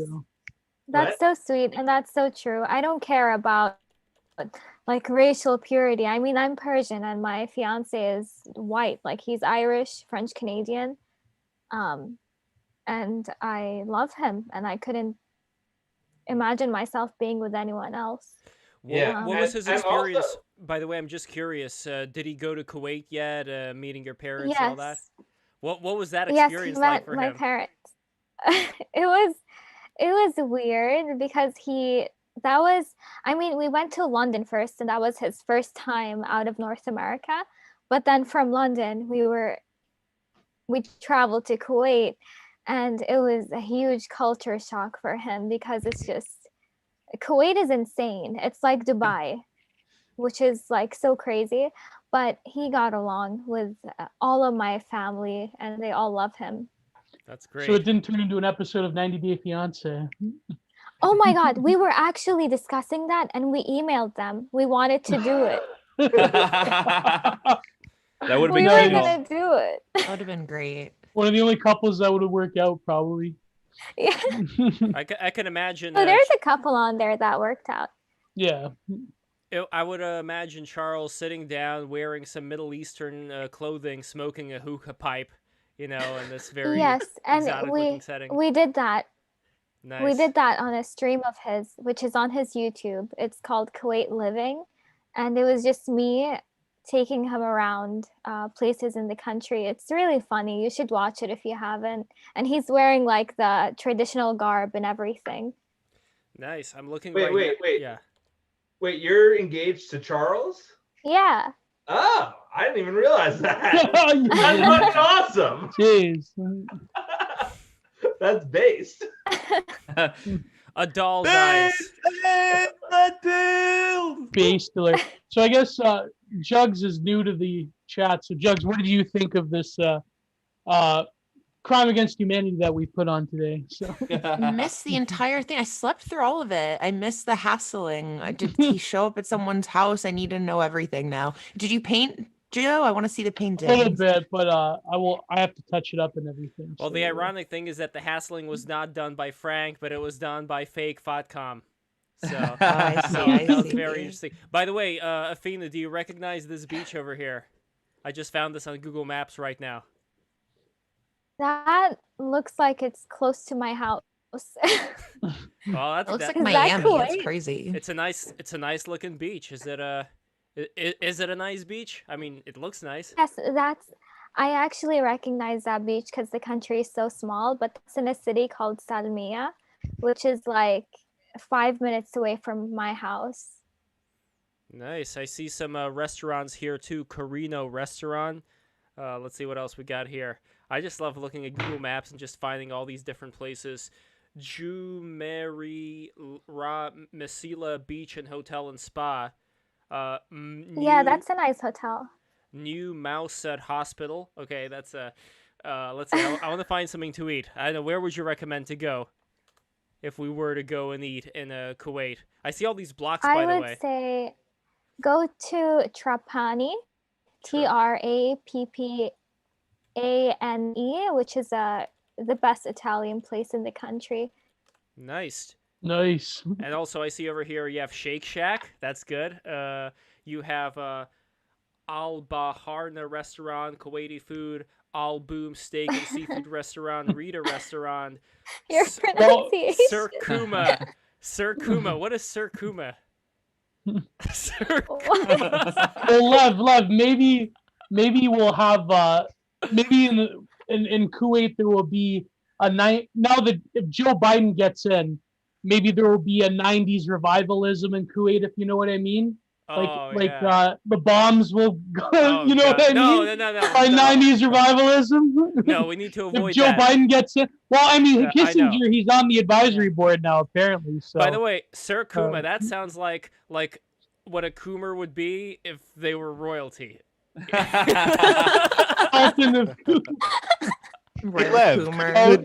Could my friend Bradshaw Wilson join the stream for the end portion of this? Absolutely, but there's someone in here named Stoneclaw 316. That's my boy. All right, here we That's go. the man. Here he is. No, look, it could not get worse than how it was. So, Oh no, this is gonna be great. here we go. And we got- Stoneclaw is a regular in the Paranormies. Everybody knows where to find Nice. him. Hey, bud. Hi, Brad. Hey, Stoneclaw 316. He's having fucking technical difficulties, I think. All right, that is fine. Really We will gets address it. Jules, how are you, my friend? I'm well. There's been a lot of changes. This is like a different kind of party, right? I'm at my girlfriend's place. We threw a Halloween party a couple weeks ago, and it reminded me a little bit of what it's like hosting a Zoom chat when people come in at different times. And then as people come in, I open the door and I just ignore them, let them come in, and just sort of like stone face them because it's like, sorry, new guest. We're in the middle of a conversation. This is how we do things online. So it's just sort of like a different experience. Jules, have you never hosted a party before, man? Oh no. You broke him. Did he not hear me? Or it's a fucking blast. Can you imagine the weird hazing ritual of like, oh, I'm throwing a big party, and so now when you come in, like, make sure to like be silent. I'm not gonna introduce you to anyone here. I'm not gonna be like, oh, so and so just got here. I'm gonna be like, wait your fucking turn, sit in silence. This doesn't sound fun. I can't even show my t-shirts or What the fuck, man? That's why Zoom calls have that advantage over parties, because then it's like the awkwardness just comes with it. It's just to be expected. You don't have to like put on a little show. I mean, come on, Gio. It's sort of like, I don't mean to steal your spotlight, buddy. No. Look at this, by the way. Look at this nice piece of I think it's bison. I'm gonna eat some bison right now. So. How many eggs did you slunk just now? Okay, now I slunk 5, but today in the morning, I had 7 eggs with raw milk and raw cream mixed together, and I've never felt better afterwards. And I did some working out. I did some exactly eggy. Because you inspired me, by the way. Real Scythian breakfast. That time when I had the 1 egg, I thought, you know what, that is fucked up. That is not a good way to celebrate Eggy coming back on the stream. So I had, I guess, a total of 14 eggs today, along with this beautiful meat that I'm about to eat. And I'm so thankful. I just wanna pray Incredibly to this based. meat and say, meat, thank you so much for existing. Whatever animal you came from, I really appreciate the life that you have given for It's my human meat. sustenance. Probably is. I don't know. It's What's the people. closest? I mean, I think this is why certain religions like Islam and Judaism avoid eating pig, because pig is supposed to taste close to a human being. I'm not sure if that's exactly. They call the yeah, I man read- long pig. Let's I find read out. also that when you eat pork, the reaction you have in your body is the same as the reaction you have when you eat human flesh. You get a boner. If you're fucking Ted Bundy, or yeah. All right, Lev. I just retweeted myself slonking the video I posted on Twitter earlier this year of me slonking my yolks into I stand with the slonkers. Hashtag I stand with the slonkers. Hashtag Hell yeah. slonk gang. No, Oh, slonking boy. is great because you need all that. You need all that cholesterol, and I even did a cholesterol test, and it showed that I had high cholesterol, but it was large particle. Always do a particle test when you want to check for that shit, because otherwise it's going to scare you to death. But the large particles are good. That means that they're just bouncing around, and they're going to go into the liver. They're not going to accumulate like graffiti in your blood vessels, and that's the stuff that causes blood clots. So you learn new things every day. That's what I learned for all the people who, again, look at this big tub of butter right over here. This is going right on the meat. This is going right on the meat. All of it? Yum. Yes, everybody, please subscribe for this tub of butter. This is from where's this from? It doesn't even say. It's so wherever this is from, Human look at the butter. color. Look at the color of this butter. Look how Yeah, Man that's butter. butter, all right. Man butter. Yes, Man butter. bad butter, exactly. That butter's made from the finest Polynesian breast milk. Well, this is Finest boobas. That's my guy. Well, see, this is why I like Tim and Eric's man milk segment. I know Jules is disgusted by that. The first time I showed this to Jules, we were in his apartment in a really bad part of Brooklyn, and we got high, we smoked weed, we smoked some doobs, and I showed him the Tim and Eric clip with the man milk. For those who don't know what happened there is Tim started lactating, and so it was the other way around. Eric started lactating, so Tim took a pair of scissors and cut his Christmas sweater. So imagine how you buy a Christmas sweater, and then your best friend cuts little holes in it like that scene in Clockwork Orange. But after that, they started drinking, sucking each other's man milk, and it was really good. And they had so much fun that they forgot to pasteurize the milk. And because they forgot to pasteurize the milk ended up making all their friends sick and die. And it didn't matter to them because they were still in the state of like partying and revelry. And I think it's a great analogy for society, because when we're just partying all the time and doing drugs, Oh my God. drinking each other's Holy milk, God. then we're not going to see all the friends that die from our milk. And the analogy for milk here, I guess, would be neglect for one's community, neglect for one's family. So and when we friends and become all that. lotus eaters and we become Exactly. wireheads, Exactly. where we're just yeah. Neglect is severely underrated, in my opinion, because like things should stay good on their own, ideally. You know what I mean? The second people start holding separation against you without them giving you like clear markers, like, hey, I feel neglected. Like you didn't even open with that. Like it had to, like someone needed to be clairvoyant and then say, hey, my feelings have been hurt for so long. You never checked in. You never even told me your feelings were hurt. Well, if you tell somebody, you're going to get hassled. That's what happened to Boogie. But then that's what I mean. We need Frank Hassel. We need other performance artists to break people out of their complacency, out of their wirehead state, just for that brief second of just totally psychologically sissifying them and, taking away their vril in order to show them, yeah. Well, Lev knows. I don't know where the fuck I'm going with that one, but like Lev knows. Like Lev and his family probably think I'm needy sometimes. So, and I'll be like, "Hey, man, like this is how I'm feeling. Like these are my feelings," and I like to wear them on. Right. So I think on a good day, someone would say I'm very emotionally elevated, and then on a bad day, people would say I overshare and I'm bombastic or just annoying and a nuisance. But I try to let people know exactly where I'm at. I tell everyone it got raped too. I like to just hold it inside, and then I get way too drunk one night, and then I just start crying by myself. That's how most men cancer are like. vibes. And then just fucking punch the wall. But I think I don't know. I'm kind of doubtful of the usual like what would you say like e-girl feminist analysis of like, well, men they're repressed emotionally, so they have to like. I don't know about that. I think that in some ways, yes, men are repressed emotionally, but in another way, that's our job. No, but I think we express emotion differently than the like medicalized.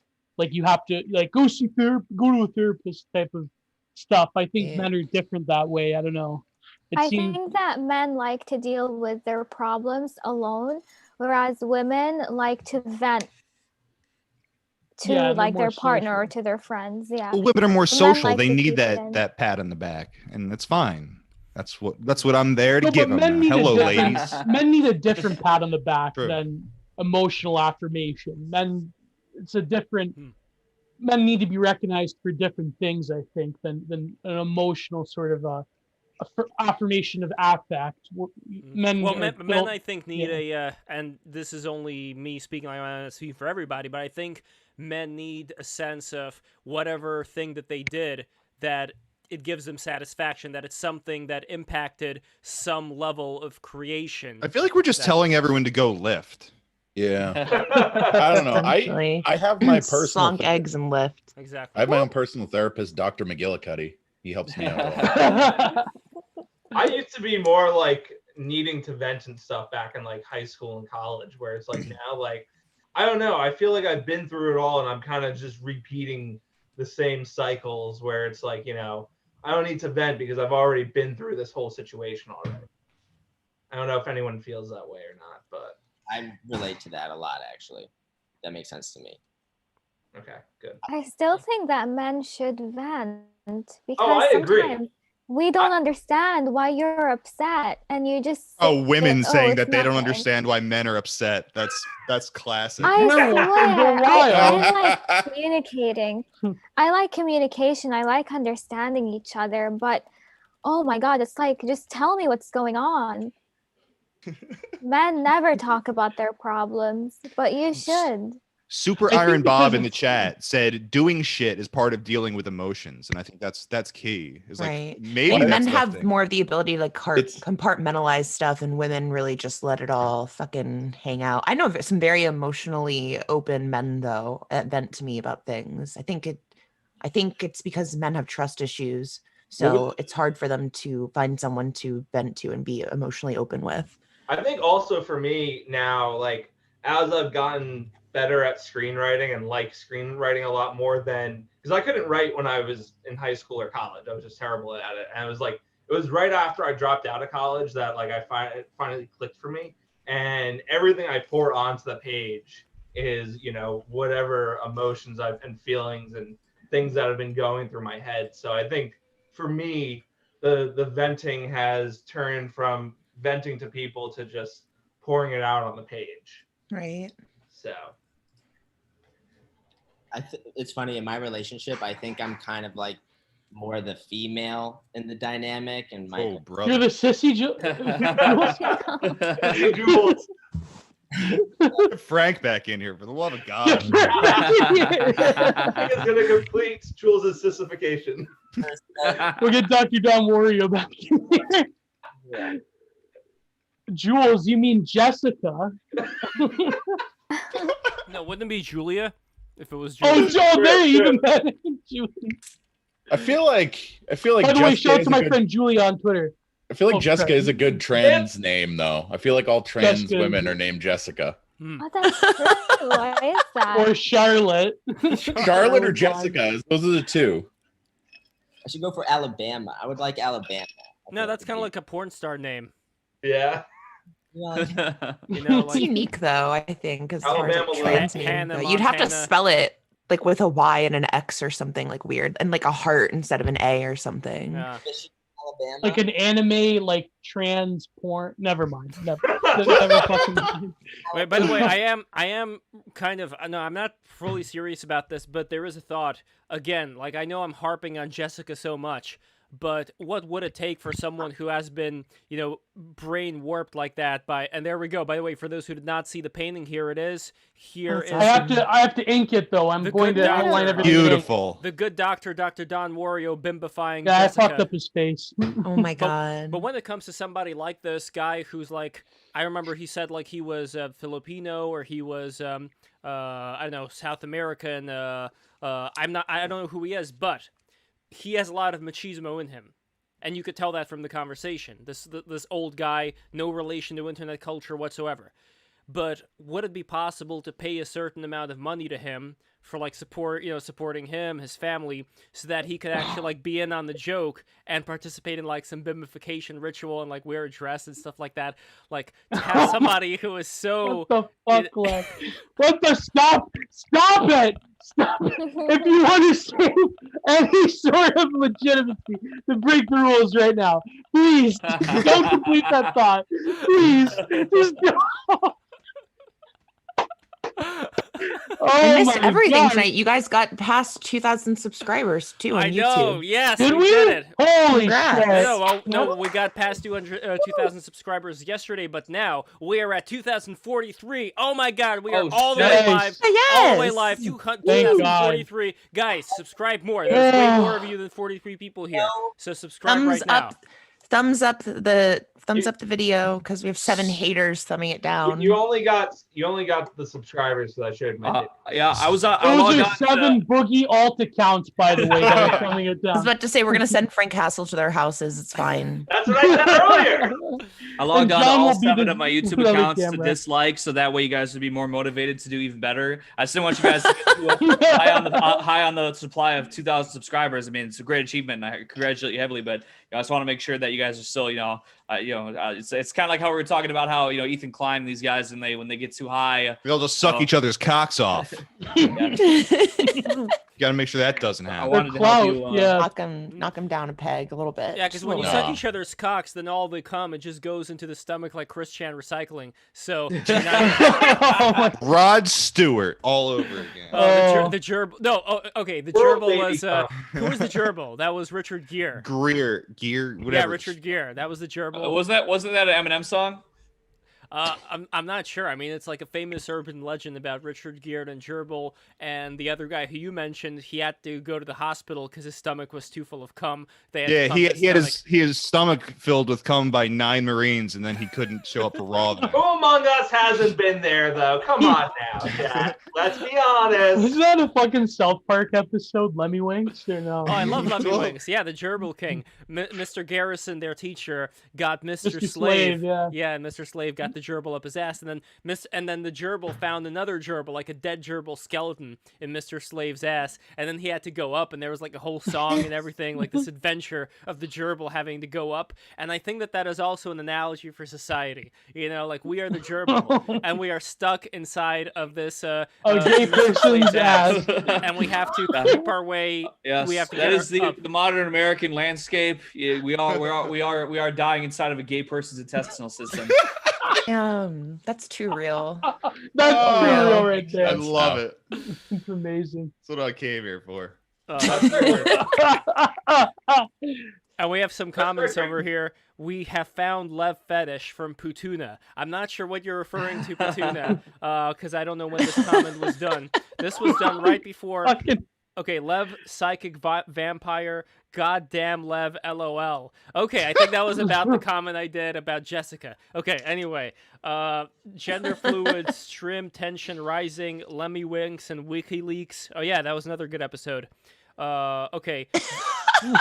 The man's voice is excellent. Damn this slender. No, it's... Oh, okay, so Aman, our great patron, Aman Sadhu, and by the way, guys, go to patreon.com/breaktherules right fucking now. If you become a $20 member, you are going to get a beautiful, one-of-a-kind magnet from my father. Look at this magnet. Look at the quality of these things. This is a real treasure. There is one like it. And it's also going to come with a personalized note from yours truly thanking you for doing this. Like this note over here, I drew a little hamster guy. And if you become a $30 patron, you are going to get a very beautiful print from the great Gio Panicietti from the TFW No GF series. Here he is making this print right in front of you. The Zoom people can't see it, but you can. Look how beautiful it is. So anyway, guys, you know that you want to do this, become a patron. And for $50, you are going to get a custom print of not print. You were going to get a custom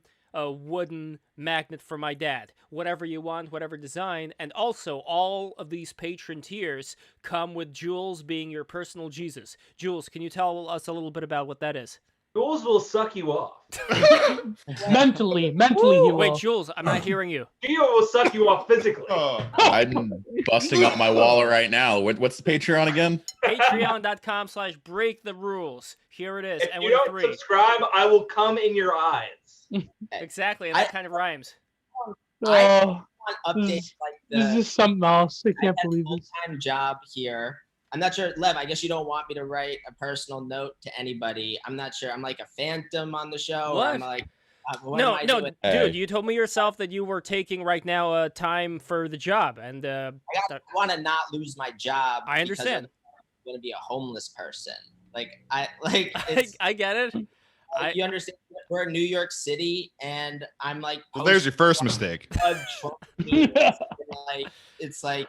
People just really take it for granted. And I just go everywhere I want and don't have any problems. So I think we're doing a great job here, but there's a lot of underappreciated nuance and balancing that has gone into getting this thing on its feet. We're growing dragons here. We're trying to hatch a dragon at this point. And I would like to not just be grandfathered in, but I would like to, build what we intended. But I am very adaptable. And yes, if you become a patron, you will have indefinite access to me as a personal Jesus.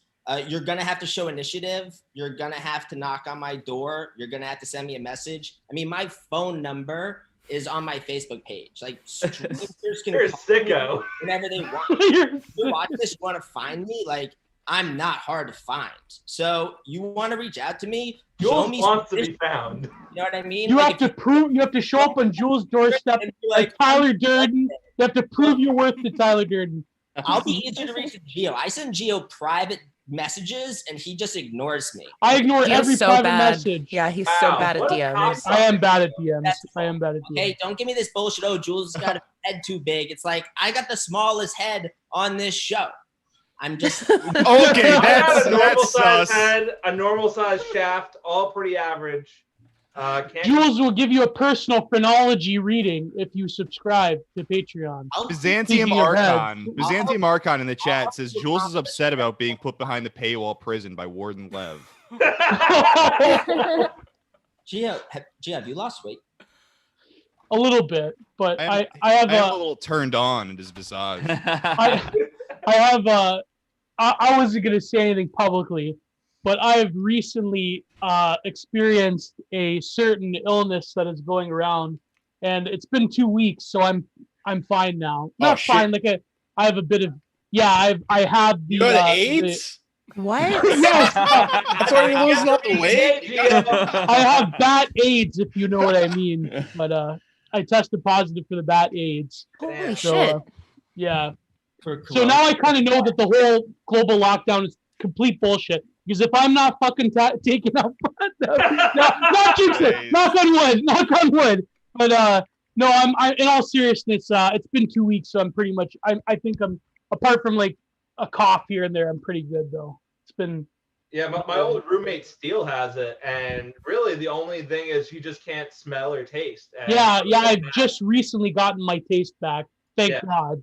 But other than that, like he said, it's just like a minor cold, pretty much. It's a shittier cold, like flu. Like there's muscle pain here and there, but it's not to discount the people that have been severely affected, but I'm just counting my lucky stars that me and my family were all right. So I don't know. I'm kind of skeptical. I was skeptical before of the lockdown thing, but now I'm like really.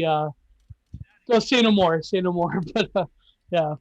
So, did anybody else experience any symptoms at all during? Yeah, no. Me and my parents, we all have different, like similar things, but it's just been like it's been all right so far. So it's been 2 weeks now. So it's yeah. And what about James? Yeah, that's why. Eggy, any of you guys experience any I've symptoms? been pooping a lot. It does. What's I don't know. Well, for me, I mean, I guess I have lately. I've been pretty much all good. The other night I was streaming and I had like a weird allergy thing going on. I was like, oh gosh, well, because I was drinking, and I'm like, oh gosh, what if? So now I found out I was allergic to mangoes earlier this year. I found that out, but I'm like, oh gosh, what if I had something that was like allergic to alcohol? Because I drink all the time, and I'm like, oh, it'd probably be good and healthy for me, but at the same time, I wouldn't be very happy about that. But then I just kept drinking, and then I just felt better eventually. But then I woke up and I was really hungover the next day, so I don't know if it just must have been a little very minor hay fever allergy situation going on, something like that probably. But otherwise, no, I haven't been sick. I don't think since last year. I think I actually did have the virus last year because I suddenly came down with a really, really serious respiratory thing to where I actually ended up having to go to like get emergency treatment and get like an inhaler and stuff. But it did eventually pass after a couple weeks. I was laid up for a couple weeks. So I'm not sure. I feel like I might have maybe had it possibly because it was really weird and it kind of came and went. But I think that was the last time I was really sick as far as I can remember. So hopefully I'll keep on not being sick. I think like a lot of people had it that didn't even realize it or just weren't sick enough to get tested. I think like that's. Oh, is that your girlfriend's dog, Jules? That Nice. is so cute. What a good boy or good girl. She's a girl. Her name's Tokyo Rose. That rules. It's based on the famous Japanese propagandist, but I'm not sold on that. I think it might be. We have If anything happens to Tokyo Rose, I'm killing everyone in the stream and then myself. We have a comment from Putuna. Just take your super male vitality. The corona will not be able to survive in a high T environment. That's No, it's true. I've been taking cigarettes. Smoke butts. Right when I got diagnosed, a week before, I started taking ZMA, and I take a vitamin D and omega-3. That's usually my staff. Oh my God! What is? Oh my God! Oh. Whoa, Jules. He's just letting her go to This town. stream has everything now. This stream has had everything. Who told you tonight. to stop? Her core strength has gotten really. Oh my gosh, she's going. Oh my God, your leg's all the way in the air too. Out of control, I'm telling you, out of control. Guys, subscribe for this beautiful dog and the call of nature. Subscribe right now. This is the kind of entertainment. This is the kind of entertainment that we provide for you guys because we love you and we love all the 90 people here watching. And subscribe. Woo! And subscribe to Bad Film Podcast. Yes. Subscribe Bad to Film Skinwalker Tape. Subscribe to Small Package Podcast. Subscribe to Eggy's podcast. And buy Pill Eater's books.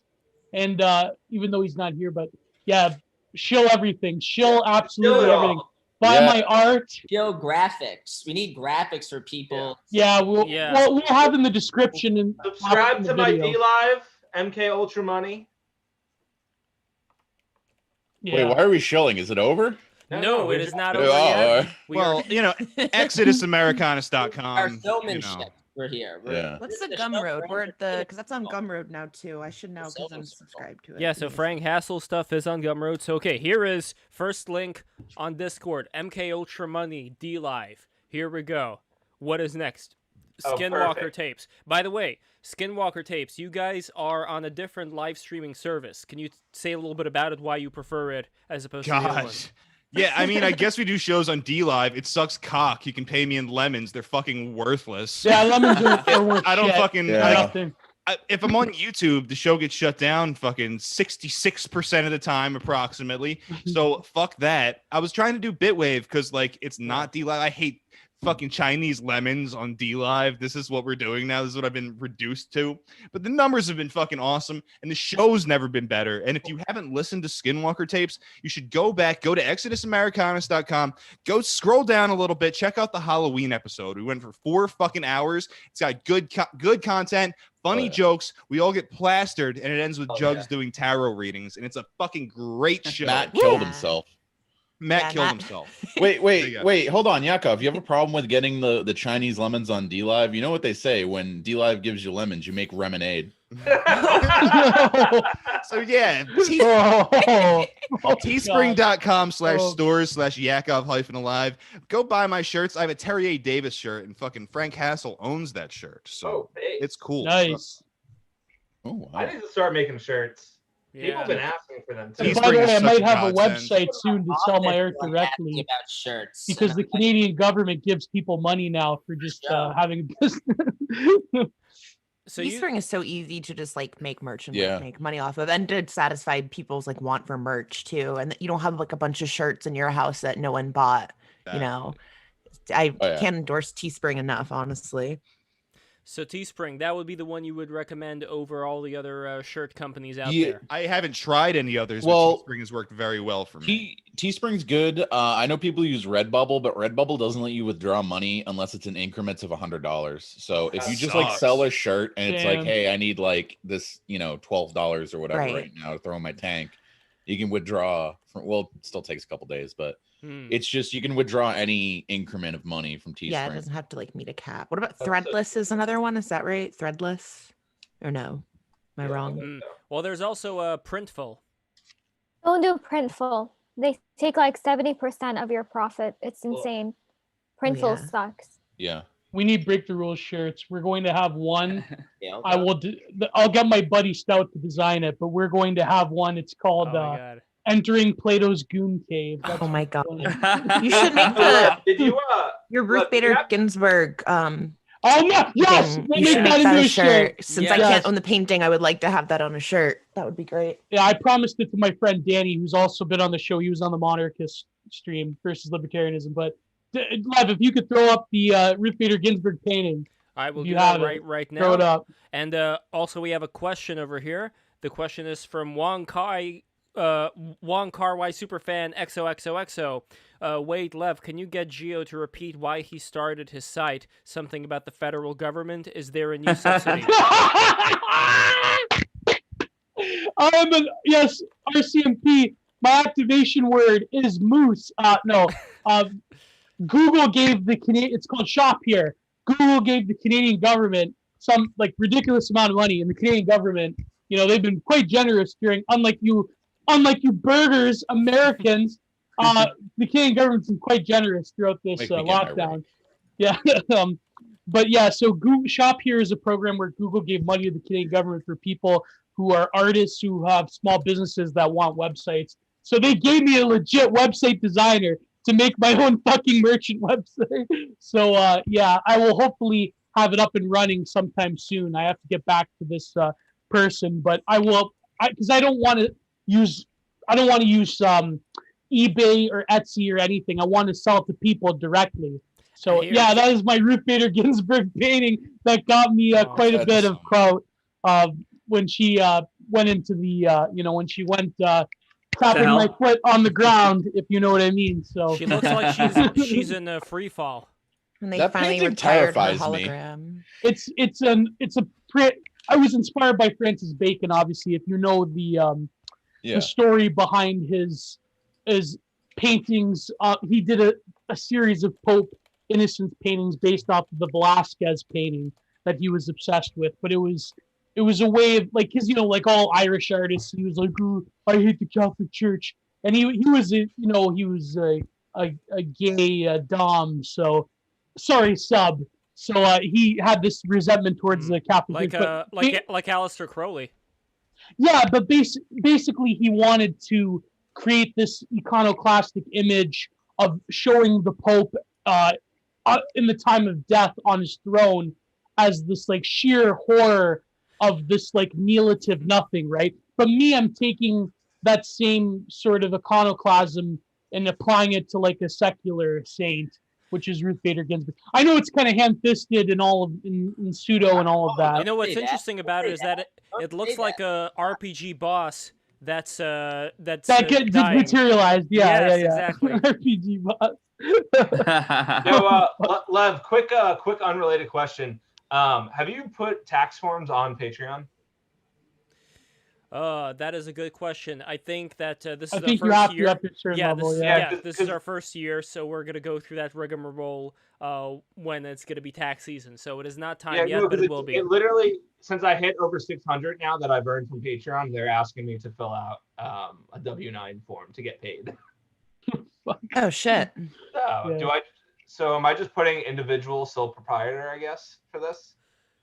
I guess so, since you're the only After the stream, I'll help you with tax stuff. Yeah, it seems pretty simple. It's just asking for the tax classification, and I think that's all I really need to figure out. Well, I'm also contemplating either Patreon or Substack, but I think Patreon's probably a bit better for what I do. I don't know. But all the cool kids use Substack, so I don't know. I've never even heard of Substack. I tried to get a fucking OnlyFans recently. I thought it'd be so funny, like it would definitely make money. But then, like, you have to like dox yourself to the site. That's one thing. It's like gotta give them bank information, whatever the fuck. So I sent them the picture of me holding the ID, and I get through with that. But then they tell me that my avatar and my banner don't match my identity.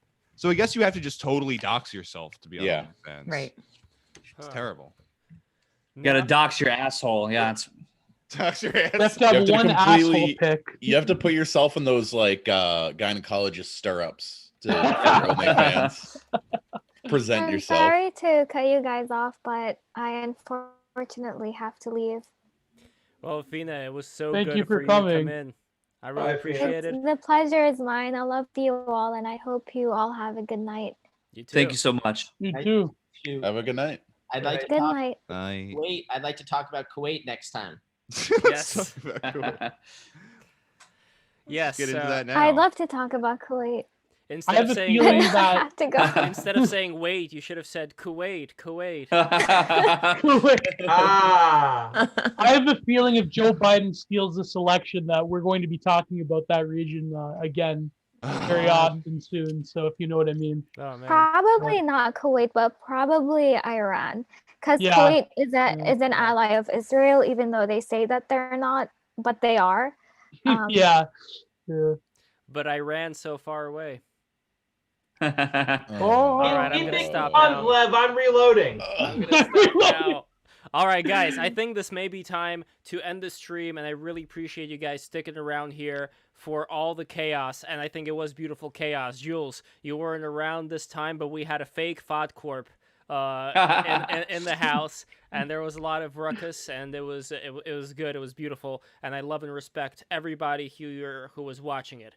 So, guys, thumbs up. Thank you so much. Don't forget to click the bell, by the way. Not only subscribe, but click that damn bell. I always forget to mention the bell. Raise the roof, exactly. So click the bell, subscribe, go to our Patreon. And guys, thank you so much for watching. You guys are the best, the greatest. We are going to have Free For All Friday coming in tomorrow. Very looking forward to that. And we are going to have the following people coming in for the weeks ahead. Hold on, it is loading right now. I'm going to tell you exactly what it is. Okay, so we have Ann Prim, Transhumanist 2, Electric Boogaloo, Tuesday, November 17th. And then, let me just scroll over here so I could see what's going on, because I can't keep this all in my brain. Thursday, November 19th, Alex Forrest, the train man himself, is coming in. Thursday, November 19th. So stick around for that. We are going to have we're going to have John Billman coming in on November 24th. That is Tuesday, November 24th. And he is a great author. He is an author of The Cold Vanish, Seeking the Missing in North America's Wildlands. So I look forward to having also hopefully Serpent Mound and more of the gang of people who love hiking and vitalism and various occult entities to talk with him about what exactly is crack-lacking in the deep forest that people get disappeared on. And what I'm going to be working on for Thursday, November 26th. And guys, this is going to be a reach out. Send us e-girls. Thursday, November 26th is the e-girl stream. Send me e-girls, you mean? No, not November. No, not November is still in effect. So Thursday, November 26th, it's going to be a real test. E-girls are coming in. Send us your e-girls. We must have the e-girls. So there we go. And Tuesday, December 1, we are going to have more BPD. The better for the e-girls. Exactly. We are going to have an Aleister Crowley themed stream, and that is going to be with Sophia Recursion Rosary. She is coming back. And they say magic is stored in the butt. We're gonna have a Dot Darling coming back with us, Info Warlock, Saturnalia Sundown, Hermes Thurston. So we're gonna have a lot of cool folks talking about Aleister Crowley, and I hope to get some Crowley haters on as well. And I think the Crowleyites will take it much better than the furries took the anti-furs. So for sure, yeah, for sure. All the time of the fucking furry stream. My God, go back and watch the. Wow, look at that beautiful book. I don't know what that is, but that is beautiful. I want to play games with James. So James, yeah. Oh yeah, I'll talk with you about taxes for your Patreon, and then I'm Call of Duty. Call of Duty drops. We're coming over here. We're gonna play board games. Fuck yeah, dude. And James, who is the cutout behind you? I'm dying to know. I keep forgetting that. You don't know by now? It's fucking it's Dougie Jones, Kyle McLaughlin. Dougie. Twin Peaks: The Return. Oh shit. Oh, okay. Now I see it. Wow. Holy. Come on, I've been on so many times now, and you didn't know this was going. By the way, more announcements. Okay, so we are also going to have on Tuesday, December 8th. Look how far in advance this has been booked already. Okay, Tuesday, December 8th, we are going to have on the topic of the goddess with Nina Paley.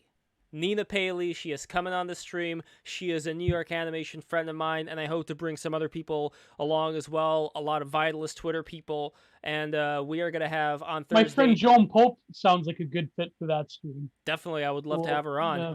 And Thursday, December 10th, we are going to have Aiden Paladin coming in. So there we go. Oh, nice. I haven't heard that name in a while. And now you have heard it once more. She is coming in. And guys, thank you so much for watching. This has been great. As always, please don't forget to subscribe. Please don't forget to subscribe. Frank will show up at your house. You will not have fun. Exactly. Exactly. Okay, guys, that's it. Mwah. Good night, everybody. Gang, gang. Time travel makes That you one gay. is ended, and now I'm going to end the second one.